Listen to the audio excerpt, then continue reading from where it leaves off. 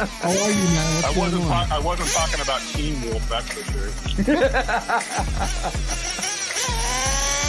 Welcome to the NNRC Hotline. Hey, is this G.I. Joe Hotline? Yeah, I better shower though before I get ringworm, man. I just got out of the gym.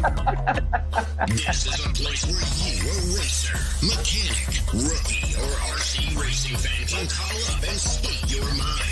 Express your thoughts, ask questions, or just get some shit off your chest. I'm looking at the Cadillac of anal beads next to my truck, and I'm like, this just looks bad. We may not agree with you, You're doing the whole disclaimer thing wrong. but we will listen. Hey, Wally, that's one pretty sick hat you got. You gotta hook a brother up in Canada. Join your host, Lefty the Great, and co-host, WallieBuilds.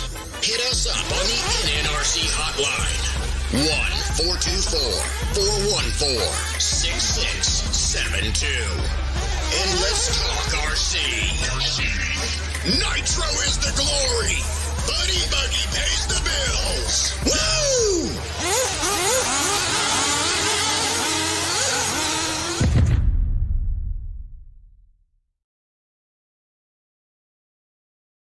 Yes, indeed. Nitro is the glory, but E-Buggy pays the bills. What's going on, everybody?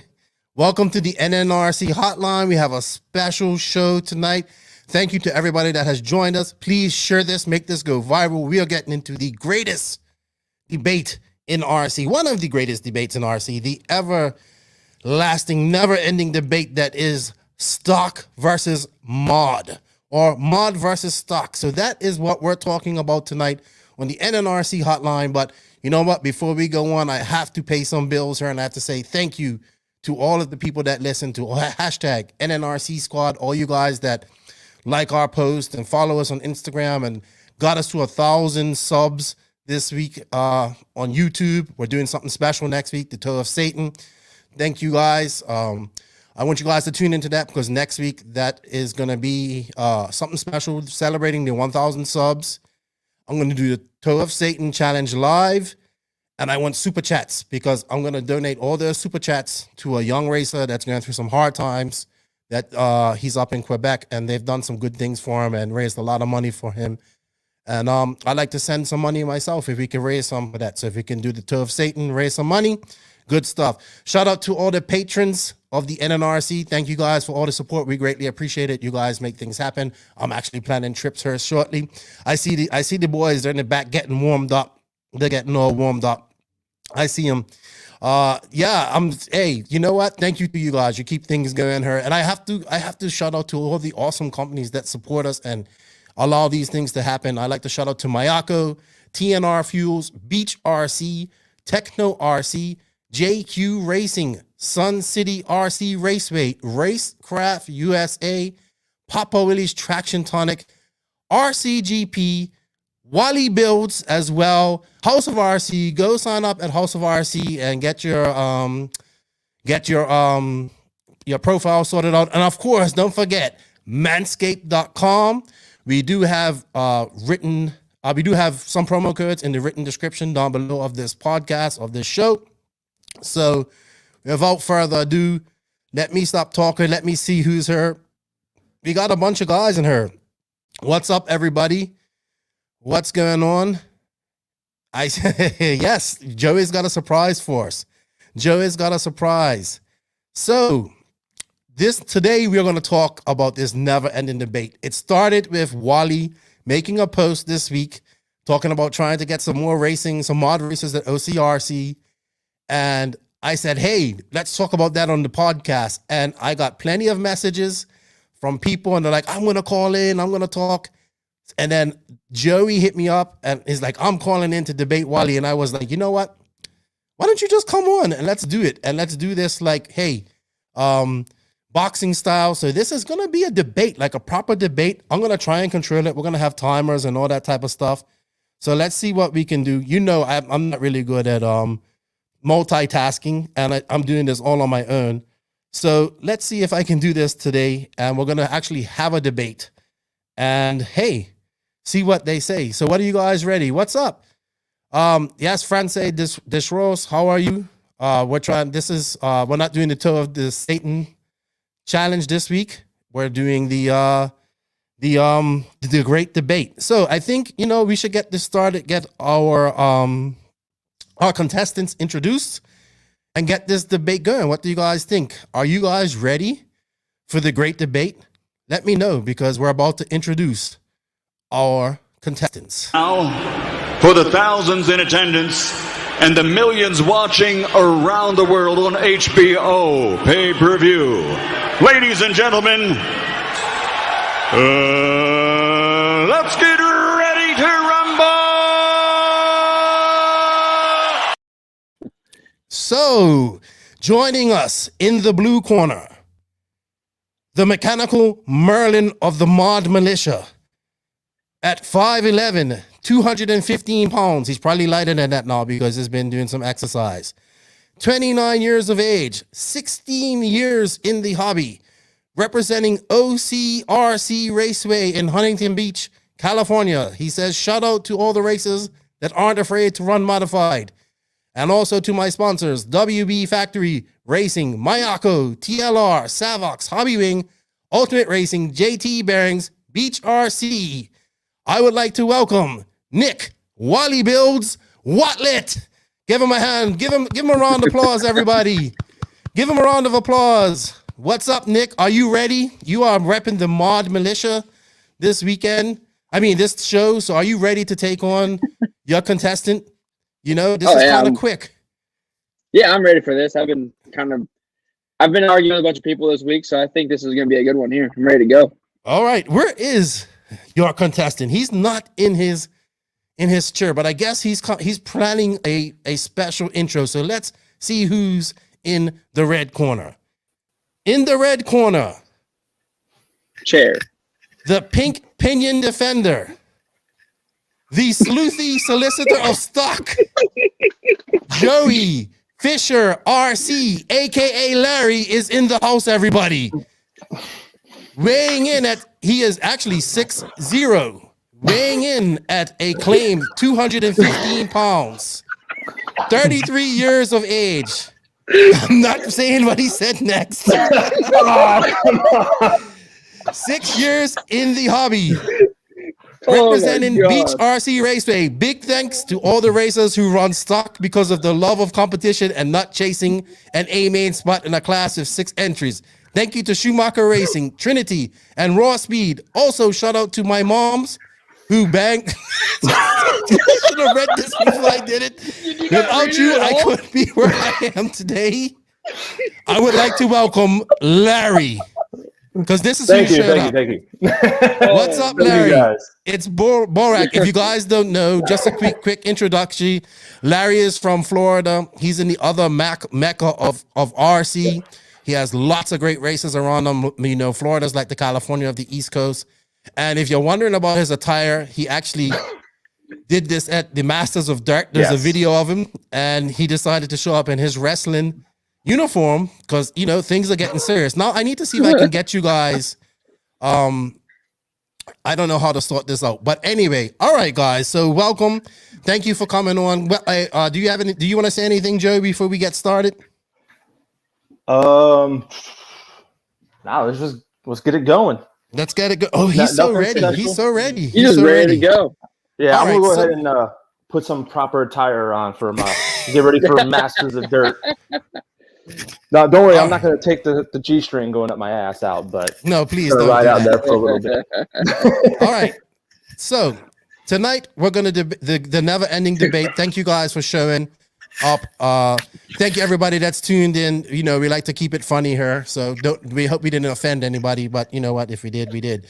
So we did Vicks Vapor Rub. No, we did paper rock scissors. That took about 20 tries, but Larry won or Joey won, as per usual at stock. And he deferred to Wally. Wally has picked some. What we're gonna do is we have 2 questions each, 2 topics each that these guys picked. So we have 2 from Joey, 2 from Nick, and then they have 1 that they agreed on. And we're trying to keep it to 2 to 3 minutes each round. I'm going to moderate, so we ain't talking over each other. So Nick, you got the first. You've been chosen to go first. So you get the first questions. Sorry, let me see if I can find this because I'm kind of behind her. a All little right. Okay, so I gotta go to my Google Documents here. Don't worry, people. I usually have Rowan here helping me out, but it's too late for him. All right. So, Wally, your first topic is stock is too fast. And I am going to give you the go. Go ahead. You may start now. All right. So basically, with all these motors and everyone kind of pushing the limits of how fast they could make a 17.5 motor, they've just gotten too fast. I mean, I raise expert stock on a weekly basis, but while running a modified car, and at the end of the straightaway, there's not much difference. There's maybe the only thing that I kind of find that I have more is that I can take insides and make jumps that they can't, and my battery doesn't start to fade halfway through the race or towards the end of a race, of a 7-minute race. So I just think that the 17.5 motor, the way that the companies are pushing these things, they need to either turn it down or change it into 21.5. I think 21.5 might be where an actual stock motor is going to make the class actual stock. Because right now, 17.5 minus the battery fade, you're basically running a modified car. And that's why the modified class is getting pushed aside, because the fast racer at a local track is like, well, I can do the same lap times as the mod car. Why would I run that? So with 17.5 being so fast these days, it's literally just getting rid of modified at a club level. If you were to back it down to where stock was a 21.5 and modified was where it's at now, there'd be separation, and there would be, hopefully, in an ideal world in my eyes, there would want to be like that. Okay, I've mastered this 21.5. I want to drive something a little bit more challenging. I'm going to try a modified car, and I can do jumps that are different rhythms that my 21.5 car can't make. That's basically how I see the whole stock class getting too fast. Okay. Is that all you have to say? That you have 10 more seconds left? Nah, that's it. Okay. All right. Larry, All right. we're going to reset, and you may start now. All right, so I'm going to go and put you on the flip side of that. The argument is that stock is too fast, and when you look at it, it's not that stock is too fast, it's mod is too slow. They haven't innovated. It's the same thing for the last 5-6 years. It hasn't gotten any faster. They haven't pushed the limit, which is why stock is kind of like, if you think about it, in 10 scale, is the Formula One of RC racing in 10 scale. We're innovating, pushing the boundaries of motors, lightweight, coming out with different bodies that, help with the corner speeds. We're doing stuff of, getting rid of, weight in the transmissions and stuff like that. Things that should be real modified, not hindering something and holding it back. Mod has sat there and saturated itself as this good old boy thing and done absolutely nothing but made really the market stagnant. They don't do anything. They're not innovating anything. So really, what's the point? Don't punish the guys because that are going faster with less, proving that they're a better driver rather than just having all the horsepower behind it, being able to make stupid little jumps that are probably too big for a tiny building to begin with. So it's not so much that stock has gotten fast. It's the fact that mod has not progressed anywhere. It hasn't done anything, nothing special. And I think that's probably why mod is severely suffered. So that's my little bit on that. Okay. Very good. Very good. Very good. Let's let that settle while I bring up the next question. Next topic of debate comes from Joey, and Joey will lead the charge with this. And he wants to know, is mod really the premier class? And I will say to you, Joey, you may start now. So my question is mod really the premier class? Again, it kind of leads in with the whole thing that mod hasn't progressed in anything special. It hasn't moved forward with anything. And I don't see how you can be the premier class when you have a quarter to, maybe a third of the entries, even at a national level or some other surf city, any type of big race. So like there's no modified, there's nothing prestigious about it anymore other than the Worlds, which that's all bought, paid for, and shipped out to begin with. So is modified premier when you only have, let's say at a national level, 20 entries, and yet you still have 60, 70 in stock. Making the A main for stock is going to be 10 times harder than making the A where you've only got to beat out 11, 12 people. Not to take away the skill set from those guys that are in there, but based on numbers, it's going to be much more difficult to make that A main in stock with a stat class from top to bottom.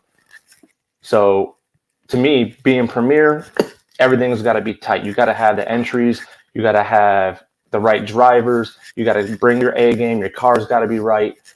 And you don't see that in modified. So to me, I just don't see modified as the premier class other than the fact that those big guys are getting paychecks out of it. So maybe it's time to step down. Let's see what Mayfield's got to go and put up on AJ. Let's see what he's got against, Matty G when they're running basically the same equipment instead of, running too much motor on a track that doesn't fit the size of it. Okay. Is that it? That you finished, Joey? Yep. All right. Thank you. That was a good first start. All right, Nick, you may go now.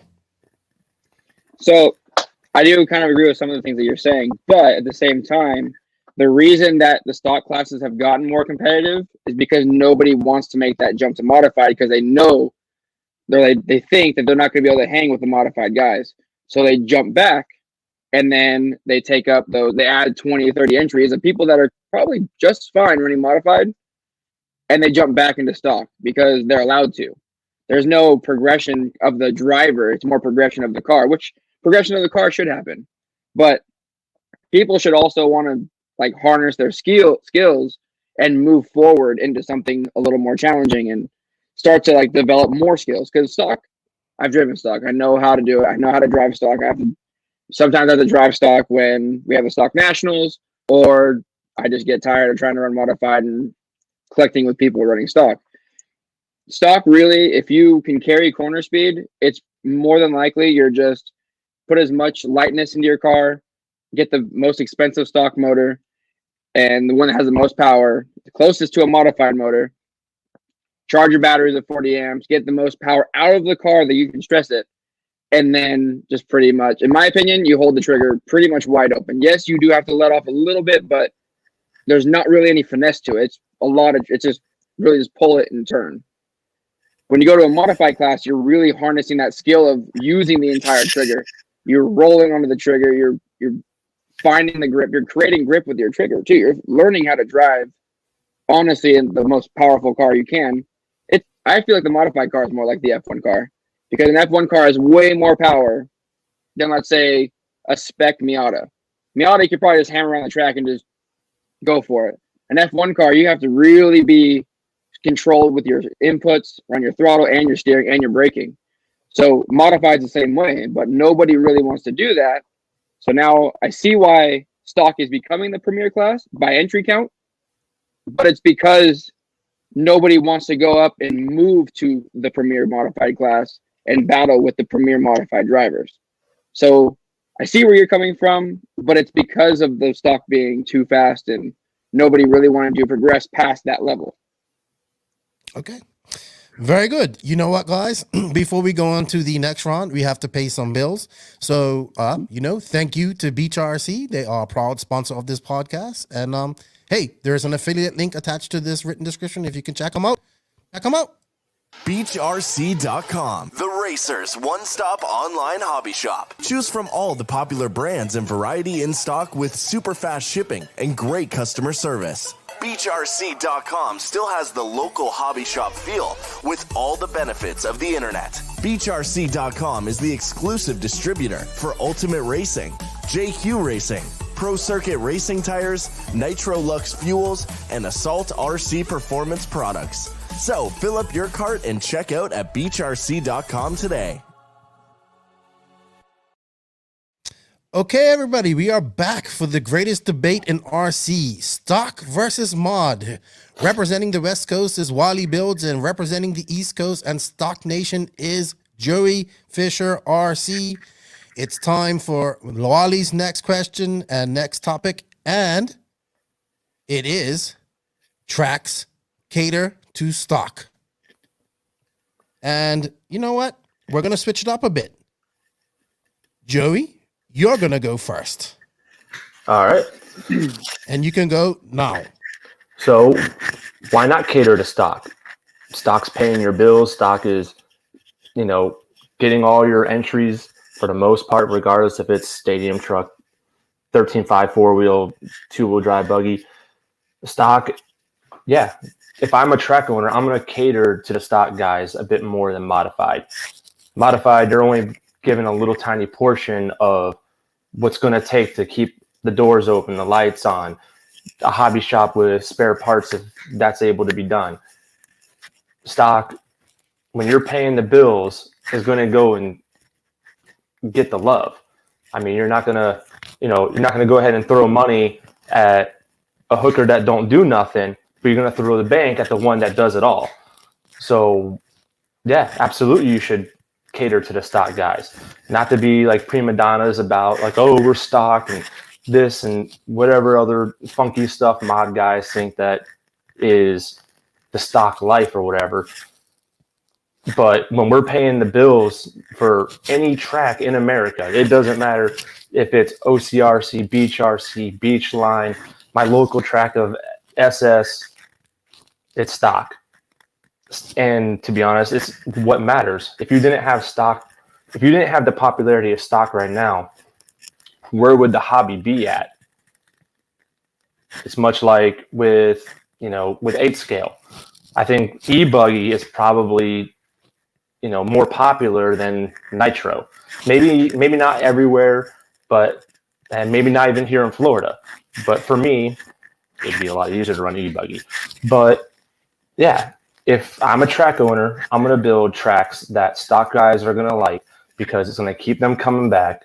I keep the lights open for even the mod guys to still show up. I bring in money. I put food on the table and able to provide for my family.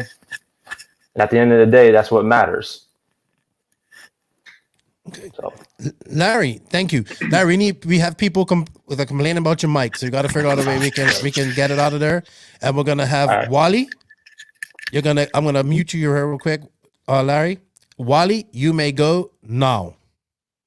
All right, yeah, I do understand that stock guy, like you go to any club race and stock guys definitely pay the bills, but there is what I meant by the tracks are catering to stock is because the stock has gotten so big and the motors have gotten so fast that I was talking about this earlier in a Facebook post. It was basically the absolute speed design or the track designs are based off of right now are stock size. So in my opinion, a triple shouldn't belong on a track if a stock car can make it. It should just be a double because there's no car slower than a stock car that is going to have to double single. If a triple is made to the size of a stock car making it from the inside, or let's say a foot off the pipe, then there's no reason for that dirt to be built in the middle. It's just there for looks. So that's where I kind of say where the tracks cater to stock. There's no room to be like, oh, I can triple that because I have a mod car. There's nothing to make mod worth doing because all the tracks are designed to fit stock cars. So it's a stock triple. There's no double single. Like before when I started racing, modified cars would triple. Stock cars would double single. That was the line. That was just how it went because the triples were designed for a modified car, which puts a place for the double single to be used by a stock car. But if all the cars triple now, why not use that dirt somewhere else? Because now you just have a middle jump that does nothing. No one touches it ever. Maybe if someone cases it, but if someone cases it, they're going to land in the face of the triple, not the face of the double. So when I say that stock tracks cater to stock cars, that's what I mean. I don't mean that they shouldn't design tracks that stock cars can't do because face it, even if there wasn't an expert class, let's say all the expert stock guys moved into modified and now there's 15 modified cars, removing the expert stock class, there's still going to be 20 stock buggies and sportsmen. There's going to be the rookie class. There's going to be all these other races that still need that, like, they still need that, like, that area. So I don't know. I mean, I think that the tracks cater to stock because the triples are only the size that a stock car needs to make. There's really no point to making them. So realistically, I think if they're going to be a cater to stock, we know there's no sense in having a triple. Triples can just go away. They're only there for looks at this point. Or you can run stock. Larry, I'm going to give you a rebuttal to that one. So I'm going to give you a rebuttal to that one, Larry. Okay. 30 seconds. All right. So, yeah. Okay. I understand if a track is just building layouts that will cater to a stock. But at the same time, that is also, I think it's dictated by the size of the building. You don't want to just have, I'm sorry, motocross fans, a track that just goes back and forth with big jumps or little jumps. It's got to be some type of technical aspect into it. So I think that if it's an outdoor track like we have here in Florida, then you can start looking at the modified and stuff like that with stock bigger and smaller jumps. But with these tiny buildings of 13,000 square feet, maybe even less, in a lot of places, it is what it is. And the modified guys are just going to have to suck it up. All right. Great. That's you. I think you guys, that was a great rebuttal and both great reasons. All right. I wanted to throw a little. Oh no, sorry. We got to do Joey's one. I forgot you had one last, and I have a question that I haven't given you guys yet, but it's probably going to be involved in this next in this as well. So Larry, you are up next. Joey, your topic, your second topic. Support the classes that pay the bills. And watch your mic because it's pretty scratching if you can get it. It's not now. It's all right. Yeah, I'm gonna go. Hold on real quick. All right. You know what, Nick? You can go ahead. When he finished, all right. He's gonna take that out. He needs to listen. Sorry. We're getting some pretty good engagement. We're gonna open up the phone lines, when I go to everybody, talk, I'll and go take ahead some and just questions. put it down on the table so it's not moving. All right. Let's go. We can do this. You can hear it from there. All right. Go ahead, Larry, with your topic. No, we can't hear you. Hello? He's unplugged himself. I didn't hear the question. Okay, sorry. The question is your topic. Support the classes that pay the bills. Hello, can you hear us? I didn't. We got you. We can hear you. You muted me, huh? No, we can hear you. Mm-hmm. We hear you. You might have muted your mic. Yes. All right. No, unmute it. We can hear you. Okay, yeah, I can we hear can you. hear you. There you are. All right, so we're going on to we had some technical difficulties. Don't worry, it happens all the time when I do things. And you have me muted now. Now I'm unmuted. No, I don't have you muted. We can hear you. We can hear you. Can you not hear us? No. Okay. All right. Yeah, no. Support the classes that pay the bills. That's your topic. You can go first, starting. Oops, hold on. All right. Now.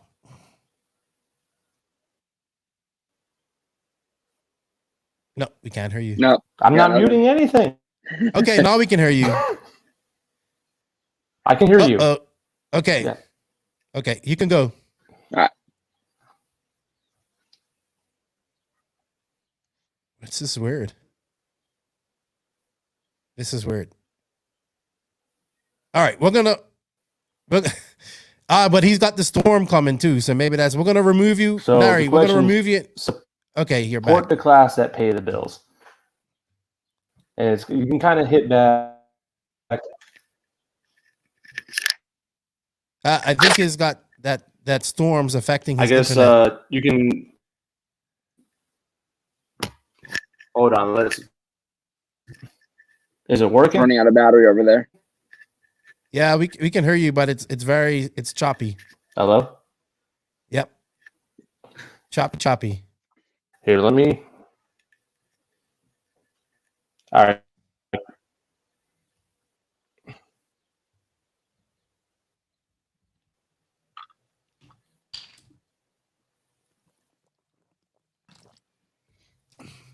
Larry, Joey, we're Hold gonna on. remove Let me you. check my Wi-Fi signal.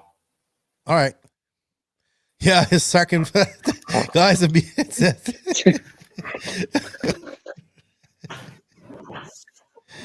Oh my god. Don't worry, is that it better? always happens. That's better, much better. Nah, I got plenty of battery. Oh, he's lagging really bad. All right, hold on, real quick. Let me go to the room where all the magic happens. All right, so we're gonna we can't really go through that. So we're gonna take some viewer Now you questions guys in that time. get a grand tour of the house. All right, so it's better now. I think we're good. Zach says, "Oh, you pay $500 for titanium stuff, but have dial-up." Yes. Yeah. We got AJ Marasco. Okay. What's up, AJ? Oh, Here we back. All right, so we're gonna bring back. We're gonna take ran out some. of battery. We're gonna take some viewer questions. It's applied to anything, but it's more critical in stock, as in lack of power, which makes it more challenging. Which is what I like. I guess he's talking about the track. No, he had an earlier comment that said he likes stock because you get to tinker more with it. Mm-hmm. In reality, you can tinker with a modified car just as much. You can make it. I mean, I do setup changes every day I go to the track, and I went to the track for like 5 days last week straight because I was getting used to my new TLR cars. But I was tuning with timing in the motor, setup changes in the car. I was tuning with the ESC settings. Honestly, I think you can do that. Isn't really a stock based comment. I think you can really apply that to both. Mod and stock both need tuning. You're just tuning in a different direction. Stock, you're tuning to get as much power out of it. Mod, you're tuning it to make it smooth and controllable and easy to drive. Which, you're tuning both ways. You're tinkering with both cars. There's not really a difference there. Minus going different directions. Sweet. Joey, can you hear us? Yes, I can hear you. Okay, that's way better. Thank you. Sorry, technical difficulties always happens on our lives. Yes. Okay, Joey. So we're gonna go to your topic, and you're gonna start.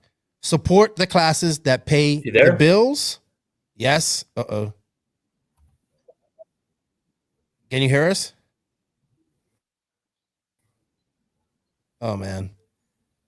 He's having too much internet problems. Oh. It's usually me. Yeah. All right. The audio is fine, but the video is slow for me. All right. So you know what we can do? We're gonna remove your video, and then just turn your video off, and then that will be easier. You can do that in your 3 buttons right here.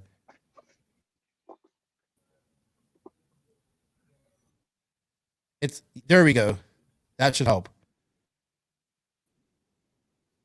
All right. Can you say something, Larry? Okay. All right.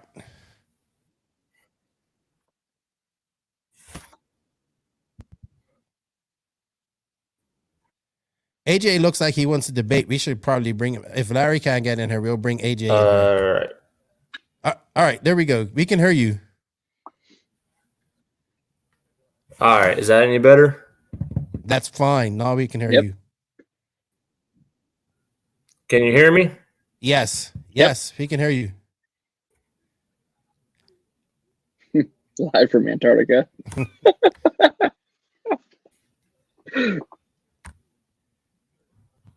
Yeah, where's AJ? AJ, I'm going to send you a link. And you follow it and you come in. All right. Can you hear me? Yes, we can hear you. Yep. Yeah, I don't know what that. All right, good. Okay. Yeah, you can go ahead. Go ahead and talk. All right. All right, finally. There we go. All right, sorry everybody. Too much timing.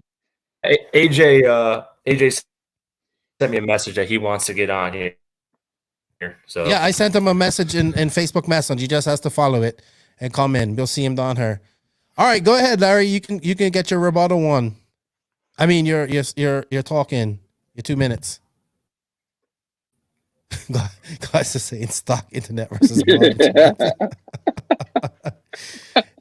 all right. Oh my god, the pink pinion burn mid-years. All right, let's look at Corey McLeavin. What do we got? Having less power All fade right, so- than the next size. Okay, he's back. All right, go ahead. Okay, so all right, so what was the question again then? Support the class that pays the bills. Yeah, for me, you guys are chopping in and out like crazy. Yeah, it's your internet, dude. Mm-hmm. Someone said he lost a sensor wire. All right. Let's try and get AJ in her because I think. So all right. I think what it was is paying the premier. Yes. I'm literally like two. Yeah, it's he's got a big storm going on there. Yeah, I think storm's finally hitting you, bud. All right. So we got AJ here. We're gonna add AJ to the stream. Let me just see edit his mic settings here so we can hear him. And let's bring AJ in. AJ, how are you? Thank you for coming in on short notice. What's going on? Just driving. Okay, cool. So you've been very vocal in the comments in the comments now. So thank you for coming on. Yeah. We're gonna go to Larry's comment, and you can answer his rebuttal if you want, right? Or you can answer for him, and that is, hold on. Support the classes that pay the bills. Okay. So go ahead. You got 2 minutes to talk about that. Support the classes that pay the bills. Yes, his point was stock pays the bills. Well, for the hobby shops, I'd say they definitely pay the bills, as in, getting all the entries at the tracks. You go to these races, and it seems to be the stock crowd is the biggest crowd at these tracks, and hardly down. I know for down here, I can't speak for anywhere else, but I know for down here, stock is the biggest, and just we see a lot of people going to buy, some parts. Obviously the motors, the batteries. That's what seems to be the biggest selling point for these shops. I know for Trinity because I work here now, and I know it's hard for us to keep motors in stock. I mean, everyone wants 17.5s and 13.5s. We can't even keep them on the shelves. We'll get a fresh batch in. I mean, it's out within the same week. So that just shows right there that hobby shops we have a lot of hobby shops and dealers that buy and I mean they can't even keep it on their shelves as well. So we know that's what's definitely helping. It's not fully paying their bills, but that's definitely a big part of their business and selling point of the products that they're selling. Sweet. AJ, we're gonna definitely. He's probably going through a bad area in Florida, so he's breaking up. We're not having any luck tonight with the Florida boys. Stock guys are having a little trouble here. I know. Can we hear Larry? Let's see if we can. I think they're running a little bit too much timing in their motors. Larry, can you hear us? No, we can't hear you, dude. Stock guys are all dying out. I don't know. I don't know, Wally. You might win this. Can't go to long mains. You're gonna win this debate by default. Oh no. Everybody's messing up. You know what? I think we're gonna have to call it off for now because we just don't have people. Oh, there we go. Are you back? Lifeline. Is it working now? Yes, Yep. it's working. Yes, I can hear you. Okay. Fuck.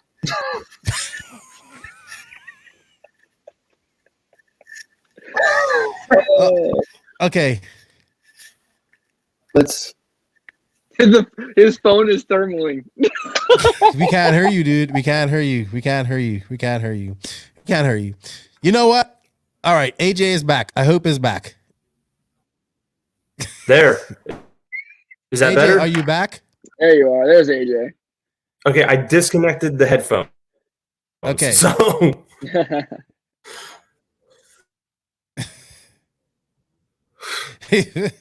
Spin Radical says he needs a lighter mic and some timing in his Wi-Fi. Oh my God! You know what? I think what All right, so I heard I like the stock the jokes. The stock jokes are great. pacing, and that's basically exactly what I was talking about. I don't think this is gonna work. I don't think this. Well, no, I get Larry's saying that what AJ touched on is exactly what his points were. All right, so you go ahead, Wally. Let's hear your rebuttal to that, and then we're gonna try and get closing comments, and then open up the phone lines. Idea. All right, What's that? go ahead, Wally. You have your your rebuttal to that topic. All right. So yeah, I know we need to support the people that keep the tracks open. I'm not against that at all, and I believe that the sportsman classes are the ones that kind of do that more so than the expert guys, because half the expert guys are still sponsored by these motor and battery companies, so they're not really. I mean, they're selling the product by running it, but they can also do that by you can still run modified and help the local stock guy out. That's never been a problem. You can, if you have enough knowledge in this hobby and you've gone through the stock classes, you know what it is, but now you've moved on to modified, you can still help with your knowledge and you can still push the companies. I run modified, but I sell stock cars hand over fist to the people that are just getting into the hobby. And I say, they ask me, do you want me to run should I run modified or should I go stock? Well, stock is a great way to learn how to drive, get your skills down. The car doesn't have a lot of bottom end power at first. If you go with a very light stock motor, if you want to just kind of be budget, it's not as fast as the high tune Trinity motor that they sell a ton of. So yeah, you want to support the people that are paying for the hobby and supporting the tracks and everything. But at the same time, you can still run modified and do that. And then what happens when those, let's say, like, let's just use a heat of 10 expert stock buggies. The top 5 that are winning every weekend, that's the same top 5 at club racing every single weekend, they move into modified. Now they're battling with modified. They're developing their skills further because now they're learning to drive with a better trigger finger. And then it just kind of moves everybody up. So the bottom 5 are now battling for top 5s and wins. The sportsman guys are getting more confident and moving into the bottom 5, and they're battling and they're learning. When you challenge yourself with faster people, you're going to get faster. And that's how everything should kind of keep moving. So these modified guys, they should, once they get to the top and they know they've kind of mastered their stock skills, they've mastered their mod skills, they have the knowledge to set both kinds of cars up, they can still support all these companies that sell stock motors, but run the modified class and go battle with people that are faster than them. They all there always needs to be some kind of moving up to where you top out at modified. Topping out at stock just kind of backs up all the progression of everybody else, because now your sportsman guys, they see the expert class and like, oh, I'm 2 seconds slower than them. I don't want to go run with them right now. Like, I'll just stay down here. So now those guys stay in sportsman forever. The expert guys don't really want to move forward because they're scared of the modified guys. So everyone just kind of needs to keep moving forward and kind of progressing their skills. Yes, there are going to be times where you get 7th or 8th at a club race. It's learning. You're not going to be, most people don't jump from a stock class or a sportsman and win expert. Most people that run expert stock and try modified, they don't win modified. But it's the progression that you gain and the experience that you get by doing all 3 classes and moving forward. That's what I'd like to see. That's what I want to see back in the hobby. When I started, that's how it was. I started rookie. Sportsman there was like an intermediate class, and then there was sportsman. The intermediate class is where you kind of kept going, and then you won. At SoCal, when you won, I want to say it was 3 races, they moved you into sportsman. And then when you kind of you always watch the modified guys like, oh man, I want to do that. Those cars are going so fast. Their control is so nice. They're jumping larger sections. They're doing cool stuff. Eventually I want to get there.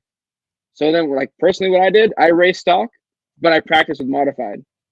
So I was developing my racing skill with stock, and then on practice days, I throw the modified motor in and go out and try and figure it out.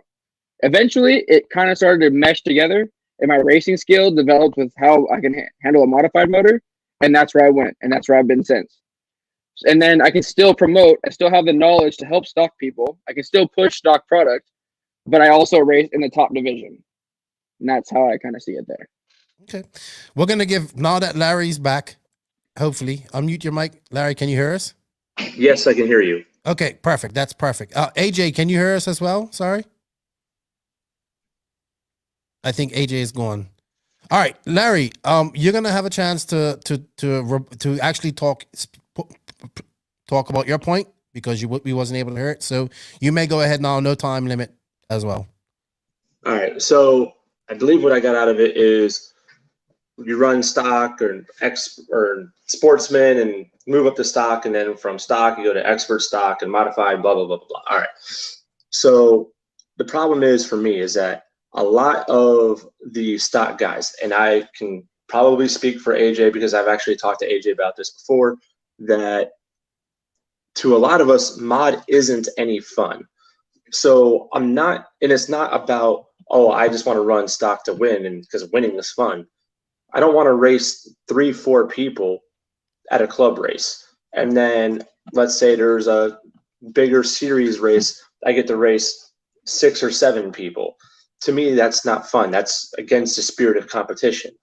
So why do I want to invest money, potentially thousands of dollars, even if it's modified, in a single vehicle to race a class that I'm not going to enjoy running with other people? Not to mention, is it more important to move up and run modified if all your boys and girls run stock? To me, running with the boys and the girls that are your friends that you can crack a beer with, whatever you want to do, that is what is most important to the hobby. That is what is beautiful about our hobby, is that you can race your best bud tooth and nail. So if I go ahead and let's say I win the expert stock, championship or whatever, and I'm like, all right, I'm gonna go ahead and move to modified. Now I'm not gonna have as much fun because I'm forced to run modified and not run with my friends, regardless if I'm able to win modified or I'm coming in last. I don't win stock. All right. I've never won a big stock race. I've won a couple little club races here and there. Not the best or anything like that. I'm not trying to say that I am. But what I do love is running with the boys. So I will gladly stay in stock forever and run with the boys than be forced to go to modified and run with something that I don't want to run. And that's a lot of a problem that you can even point at throughout the rest of the country, trying to make people do what they don't want to do. If I don't want to run mod, I shouldn't be forced to run it. It's my money. It's my money to invest. It's my money to spend it how I want so I can enjoy life. And when it comes down to it, that's what it is. And then also, like, why am I going to go and invest and move up to mod to go around the track layout the exact same speed? Seems fairly pointless. Well, you know what, Larry? That was a good one. Wally, did you want to have a quick comeback at that? Yeah, I'll go for it. I mean, I get it. I get having fun. I guess, in my opinion, it really comes down to what you're in it for. If you're just in it to have fun on the weekends, then run stock. Do that thing. But if I'm going to put names out here just because I want to say, like, that level of driver, I would say, like, AJ or Matty G, at a competitive level, you would want to kind of grow past your stock days, I would imagine. Like, to me, in my head, I'm all in motocross, so this is how it kind of works in my head. No kid grows up through the amateur career going, I'm going to be a career 250 rider for the rest of my life. Nobody does that. Their goal is to get to the top class, like the top brand. Like, if you're going to be competitive, you want to be a competitive racer in this, they want to go to that 450 class. They want to go to that. You would think they want to go to that modified class. But now there's a trend where you go up to the top of the stock class. You constantly win nationals, local races. You're pretty much the one that wins everything.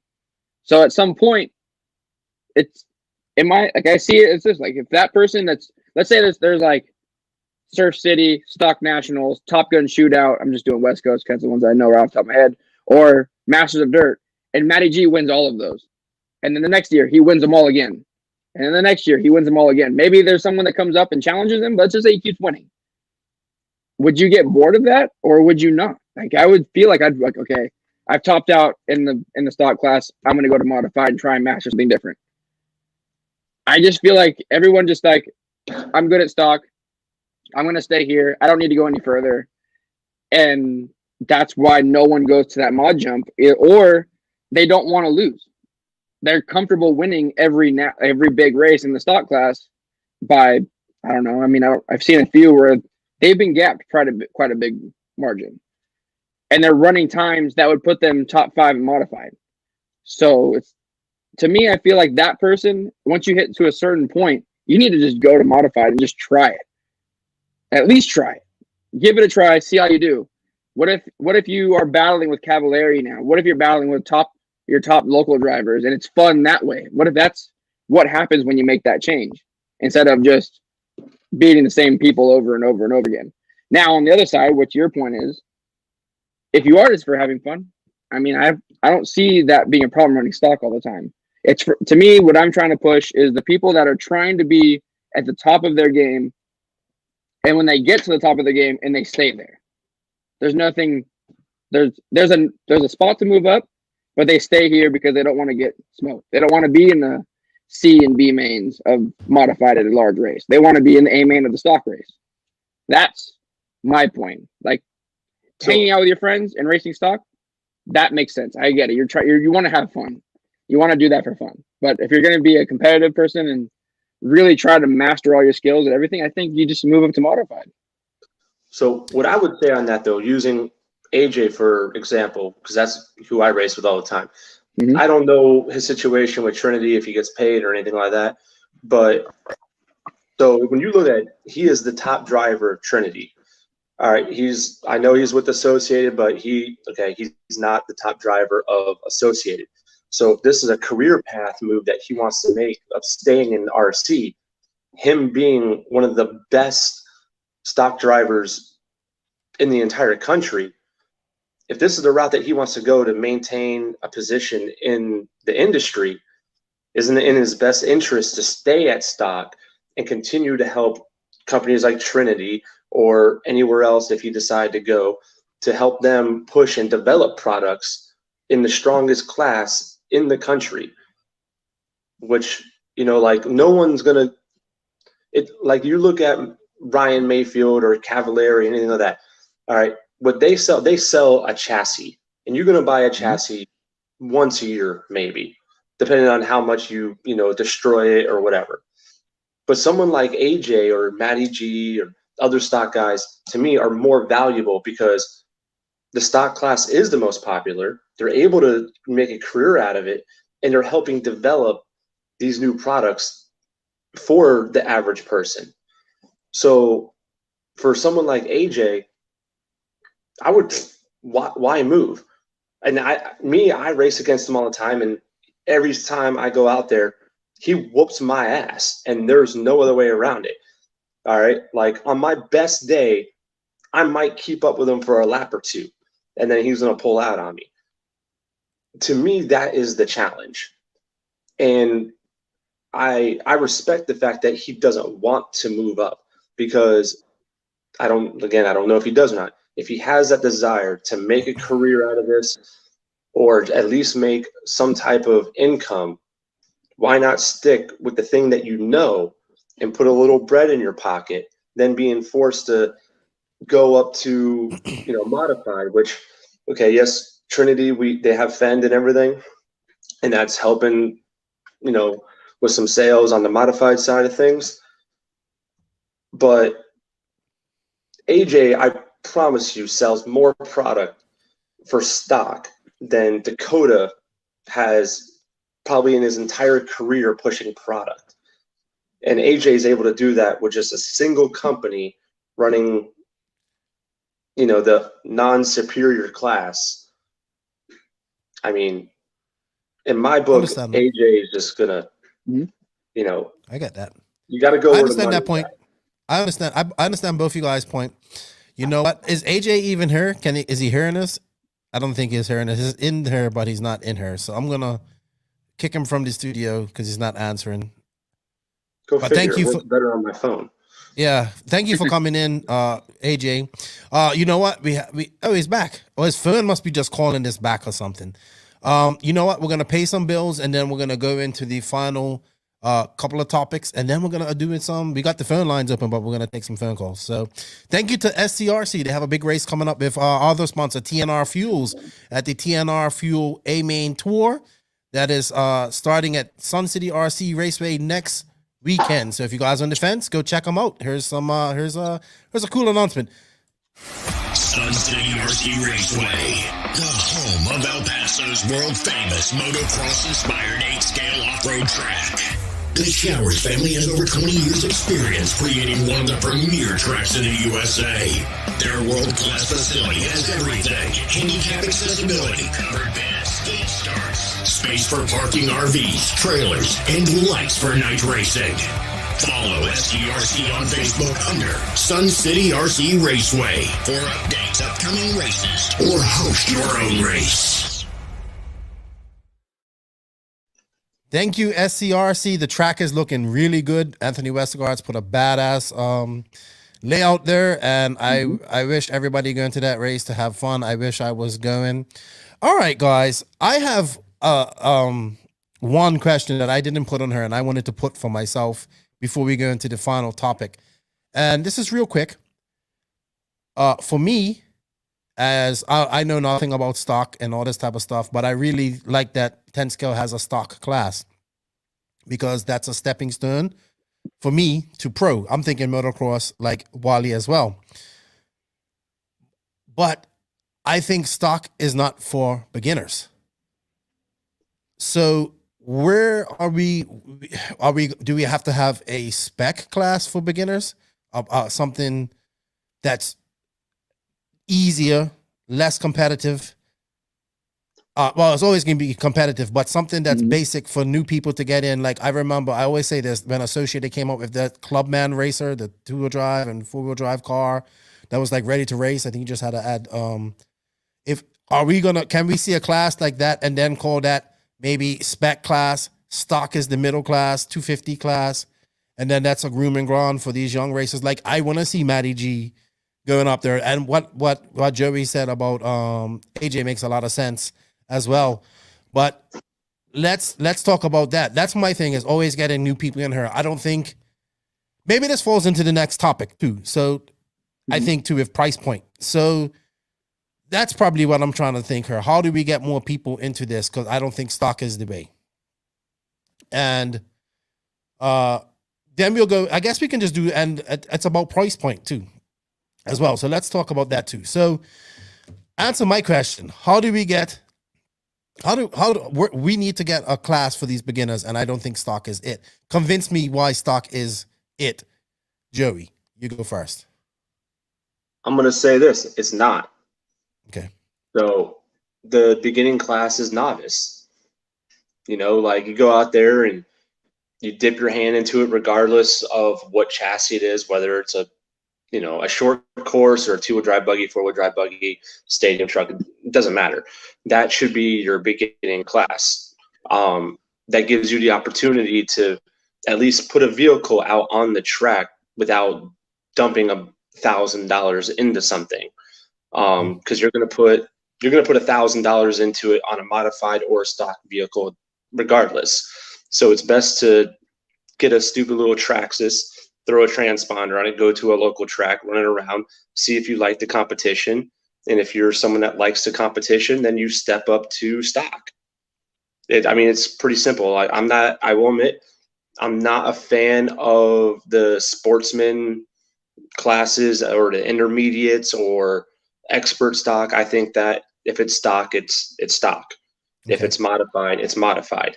I would say at the beginning when they had the indie stock down here with the J Concept series, like I was kind of for it because it separated a lot of the less talented people. But then at the same time is that it's something that's not necessarily needed. You know, like eventually you're going to place yourself out regardless. So no, like the question of how do you say that stock is the beginning class? It's not. The beginning class is novice. Dip your toes in that. See if you like it. If you want to invest the money and the time, then buy yourself a stock vehicle or electronics or whatever, or do modified. It's pretty simple. So other than that, that's basically how I look at it. Okay. Wally, now convince me why I should run mod. Well, you shouldn't run mod to begin with. You're jumping into this first. This is like you go to the hobby shop for the first time. You find out like, oh look, there's a place called OCRC down the street from my house. I wonder what this is about. You go in there, you go look at everything, and you just see everyone laid out with their big pit areas, and you kind of like, oh, okay, it's kind of cool. It's competitive. Can't get really hurt at it, so I'm gonna go check it out and see what it is. There needs to be a car like how the Club Racer was. The problem with the Club Racer is that the people that were buying it were the ones that thought I could buy this car and be competitive in expert stock, which is very false because I could barely win a sportsman stock class with that car out of the box. So that car kind of sold a false idea. Like you can just take this car, run stock, and win. It didn't do that. It was ideal for the person that's just coming into the hobby to get a car. They could build the kit because everything's there. They get their radio and they go out and drive and they learn how to drive and then they run the novice class. Novice class is where you should kind of figure out where you want to go in this. If you want to do it for fun, if you want to do it and be competitive. And it's kind of like that's where your base is. And it's kind of you're figuring out what you want to do with this hobby. Do you want to be the hobby side of it or do you want to be the sports side of it? The hobby side is with your friends and having fun every weekend, like how my brother does it. Or there's a competitive side, which I go after and I push myself to be better. So the price point car needs to exist, but it needs to be sold and marketed as a novice. Here's your tester. It's cheap. It's easy to get into. You run this and figure out what you like. I do like Joey's idea of there not being sportsman and expert because I feel like 17.5 should just be 17.5. But then that also plays into once you get to the top of that 17.5 class, if you're going the competitive route, you'll want to jump into the modified, ideally. But if you want to do it as a club race style, you just stay there, which is totally cool. But if you're being the competitive person, you're going to these national events, you're going to all these large events, you're looking for sponsors, you're looking for people to support. You should continue to push past that, and you should go into modified. But yes, there definitely needs to be novice class, and I want to say there should be like an in between jumping into stock and rookie, but at the same time, we don't really need it.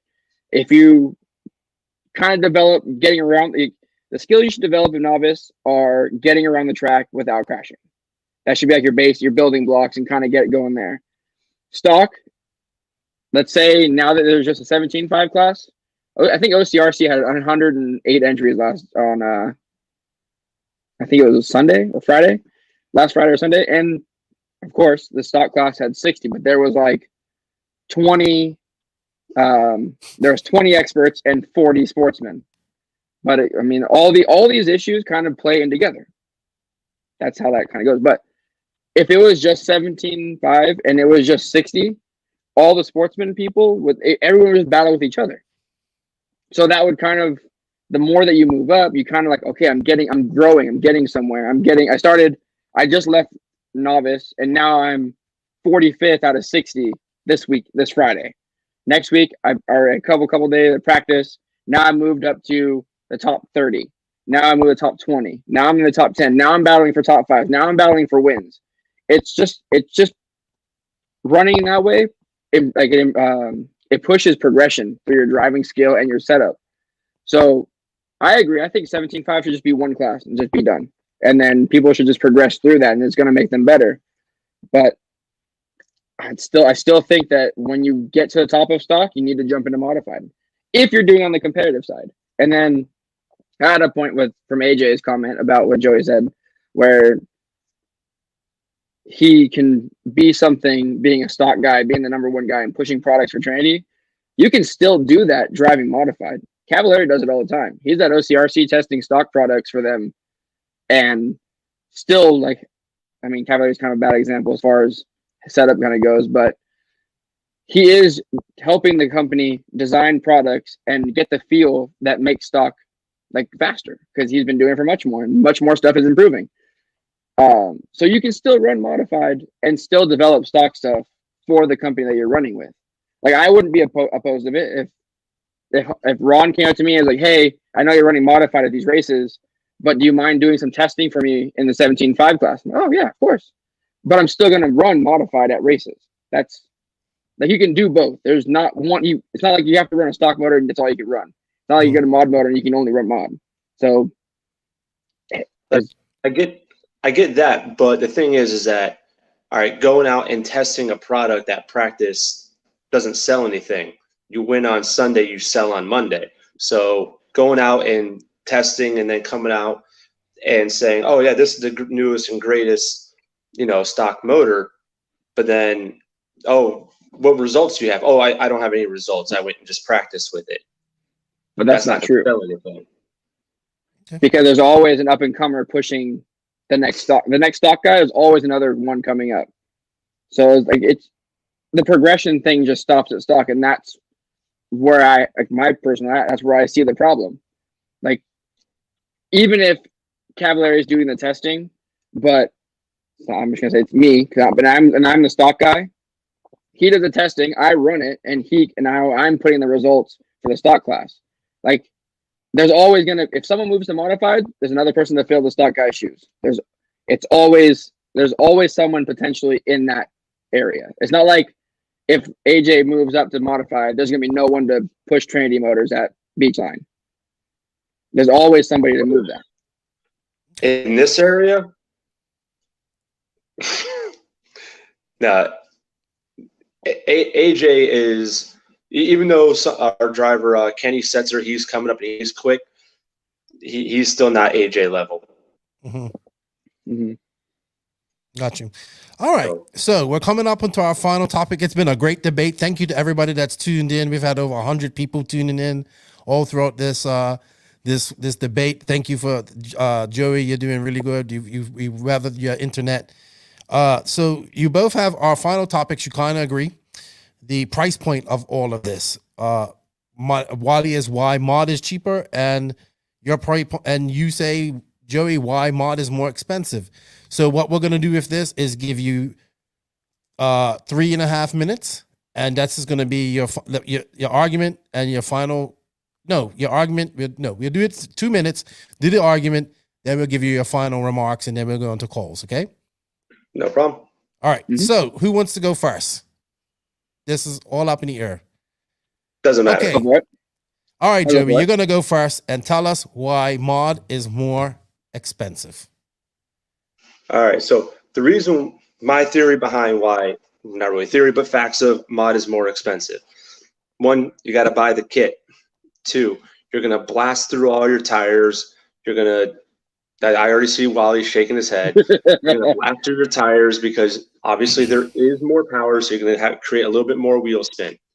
Two, most people can't drive a stupid mod car, so they're gonna break all their parts consistently all the time. Three, why do I need to buy a $300 ESC to run a motor? All right, then on the reverse side, okay, yeah, you might save a little bit that you don't need a super high power motor or a specific winding or whatever. So you might save a little bit there with the motor side of things. All right. With stock racing, you don't need a $400 iCharger. You don't need a $120 battery. You can do all of that you can get into stock racing and be based on your skill set. AJ can grab a car with a $50 servo, a $50 ESC, a $50 battery, a $50 motor, and he's going to go out there and he's going to wax every dude out here at Super Cup. He toyed with us one year with a 21.5. All right. He can do it. And it just shows that you can go out there and spend less money just on an ESC and save tenfold than what you will running a mod. Not to mention, there's a lot of people even that do run mod or even stock that you don't want to see get behind the wheel of a mod vehicle. That will seriously hurt someone, and then when that person gets hurt, you're going to lose a track. So it's not worth it. In the long run, modified is far more expensive. You break more, you spend more on your electronics, you're constantly just doing dumb shit with it because it's for dumb people that don't understand common sense. So that's basically all it is. I know I don't need to go and spend 3 minutes on as to why modified is more expensive, but when you look at it, price point, you're going to spend more money on a $300 ESC, or if you're dumb enough to buy an Orion with a little blue bird, you're going to spend $600 on an ESC to do the same thing that a little 80 amp $100 ESC can do. And that's all I got to say on that. All right. Go boy. All right, Wally, your turn to go. All right. Well, since he noticed that I was shaking my head, we'll start with the tire one. Honestly, I'm only going to say this because Caitlin and I built our cars side by side. We ran battery for battery together, and we've done the exact same amount of time running, and she wore through her tires before I did. I don't know how, but my guess here is that when you're driving stock, you're on the throttle 90% of the time. You're using all that power that the car's got. So even if you are running a slower motor, which stock motors are fast now, they do create wheel spin. And when you're driving at that punch level, you're going to be spinning the tires constantly. My tires did not. I'm still running the same tires, and she's already onto her second set. And my theory on that is that when you're rolling on the throttle, you're getting less wheel spin. Obviously, I'm not telling the average sportsman driver to go run modified because you need to be working on your skills. Like modified is not easy. I'm not gonna argue that modified is hard. It's not hard. But when you drive, if you're an expert driver in stock, you should understand how to carry your speed with a mod car and be smooth on the throttle. That's what modified develops. And when you do that, you don't get as much wheel spin, you get less tire wear. The $300 speed control thing, I don't know where you're buying speed controls from, but my Hobby Wing speed control is a G2, the most badass one they got. I believe it's $169, maybe $199 at the most. You can get a Hobby Wing for $50. I know that, but that's also, you're saying that I can get a $300. I have to get a $300 speed control. That doesn't mean that's not true. That part isn't true. I'm not saying that the mod speed control might be a little bit more. I know you can get the cheap speed control from Hobby Wing. I know you can get a mid-level for $100 from Hobby Wing, but it's not $300. It's not your motor's cheaper. Your motor will be cheaper because you're not spending a ton on motor. You don't need any type of high charge. You need something that does like 5 amps. If you want to go faster, that's choice because you want to run more. So you buy a more expensive charger. Stock, I've ran the car without the 40 amp charge. I've also ran with it. There is a difference, and you can't deny that. No, there's to be competitive. There is a difference. Yes. But it's that difference shows the last 2 minutes of a 7-minute race. Mm-hmm. That's where it's going to be. And if say you're leading, but you charge your battery at 5 amps, but now your car's slowing down, you can't make that triple that everyone's making now. So they're going to catch you. I've seen it happen. I've done it. I've seen it happen at OCRC. The car starts to fade. So to be competitive in the top of an expert stock, you do need those things. You do need to spend the money to have the extra power in the battery. I think you do. I've seen it. Sportsman, maybe not. Sportsman, you can my brother races sportsman. He does it for fun. He's not very competitive, but that's on his skill side. He's just starting. But the charger, the motor, the speed control, I would say, yes, you win that one because the speed control is $50. You can do that for $17.5. But if you want to run at your level or AJ's level, you're going to want more programmability in it. So you're going to get at least the mid-grade one to do that. If you really want to be competitive, you're going to get one of the top ones, unless you're trying to be super light. Because the programmability from the $50 one to the $169 one is astronomically different. Totally different. You can adjust all kinds of different throttle profiles that will help you be faster in stock. It'll give you more power. It'll feel like it has a lot more punch to it. The stock one, you can get into it. It'll get you going. It's good for sportsman class, and that is the case. But we don't do that. That's the thing. We say it's available. We don't push those things. We don't push the cheap Trinity motor. We push the good Trinity motor.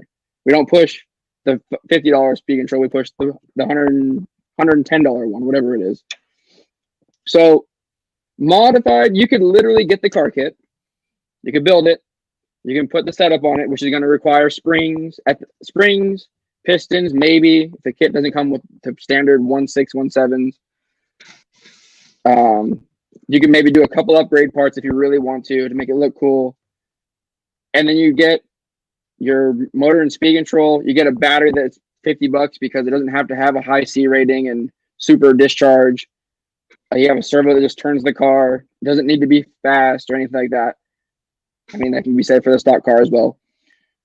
But that modified car will get you out the door a lot cheaper with a charger and everything. I'll leave radio out of it because that's totally personal preference. You can spend as much as you want or as little as you want. But the mod car to build is cheaper. The stock car, you at least need bearings. No, you don't. Right? I don't do it. No, you don't. But you don't put ceramic bearings in your car, as AJ. I don't believe in titanium and all the bearing crap. That's speed secret freaking gimme shit. I wouldn't say titanium does a big difference, but I know that the bearings do. You're gonna get a little bit more RPM out of it. I'll give it that. But right. Titanium, you'll be a little lighter, but I'm not gonna say it's worth half a second. It's not gonna be anything like that. But bearings, I think you are, because you have increased overall speed around the track. With modified, you don't need that. So when you blow a bearing out, you got to replace a ceramic bearing. You're paying more than just to replace a stock bearing out of a kit. I'm pretty convinced that running modified is cheaper. I'm going to completely disagree with that, because at the same time with modified, I know for a fact that some of the fastest modified guys around here, they still put in ceramic bearings. They still put in all that stuff because they know it's going to make a difference. Doesn't matter how much boost and timing you put in, it still has it. If you have less friction, it's going to improve regardless if you're running in stock or modified. So to go and say that a modified, that I can almost guarantee you if you rip Mayfield's car apart, legit his car straight off the field, you're going to find ceramic bearings in it. So yeah. I'm just saying some for free. I'm just right. What I'm saying is, like, if you were buying all your stuff and you could build a stock kit with the stock bearings and an average modified motor and go plenty fast around the track, going with your skill set. And with stock, you need more. You can absolutely do that. You can absolutely do that with stock as well. I'm not a believer with the whole bearing and the lightweight and all that. And I think it was at Masters. It was AJ was up there with me, and he commented, he's like, your car is fast as fuck. And there was nothing special behind it. Now, it was motoring like a mother. All right, it wasn't lap time fast, but like he even said that his car would not keep up with mine going down the straightaway. So that just shows that, like, you don't need special bearings. You don't need a special charger. Now, do I have an iCharger? Yeah. Do I charge at 40 amps? Yeah. I don't do the discharging. I don't charge 40 amps right when I'm getting ready to go out. I charge it at 40 amps just to get the damn thing charged, and it will sit there for an hour. So, and then also I like playing the bump game a lot. So I need a charger that's going to turn around those batteries quickly.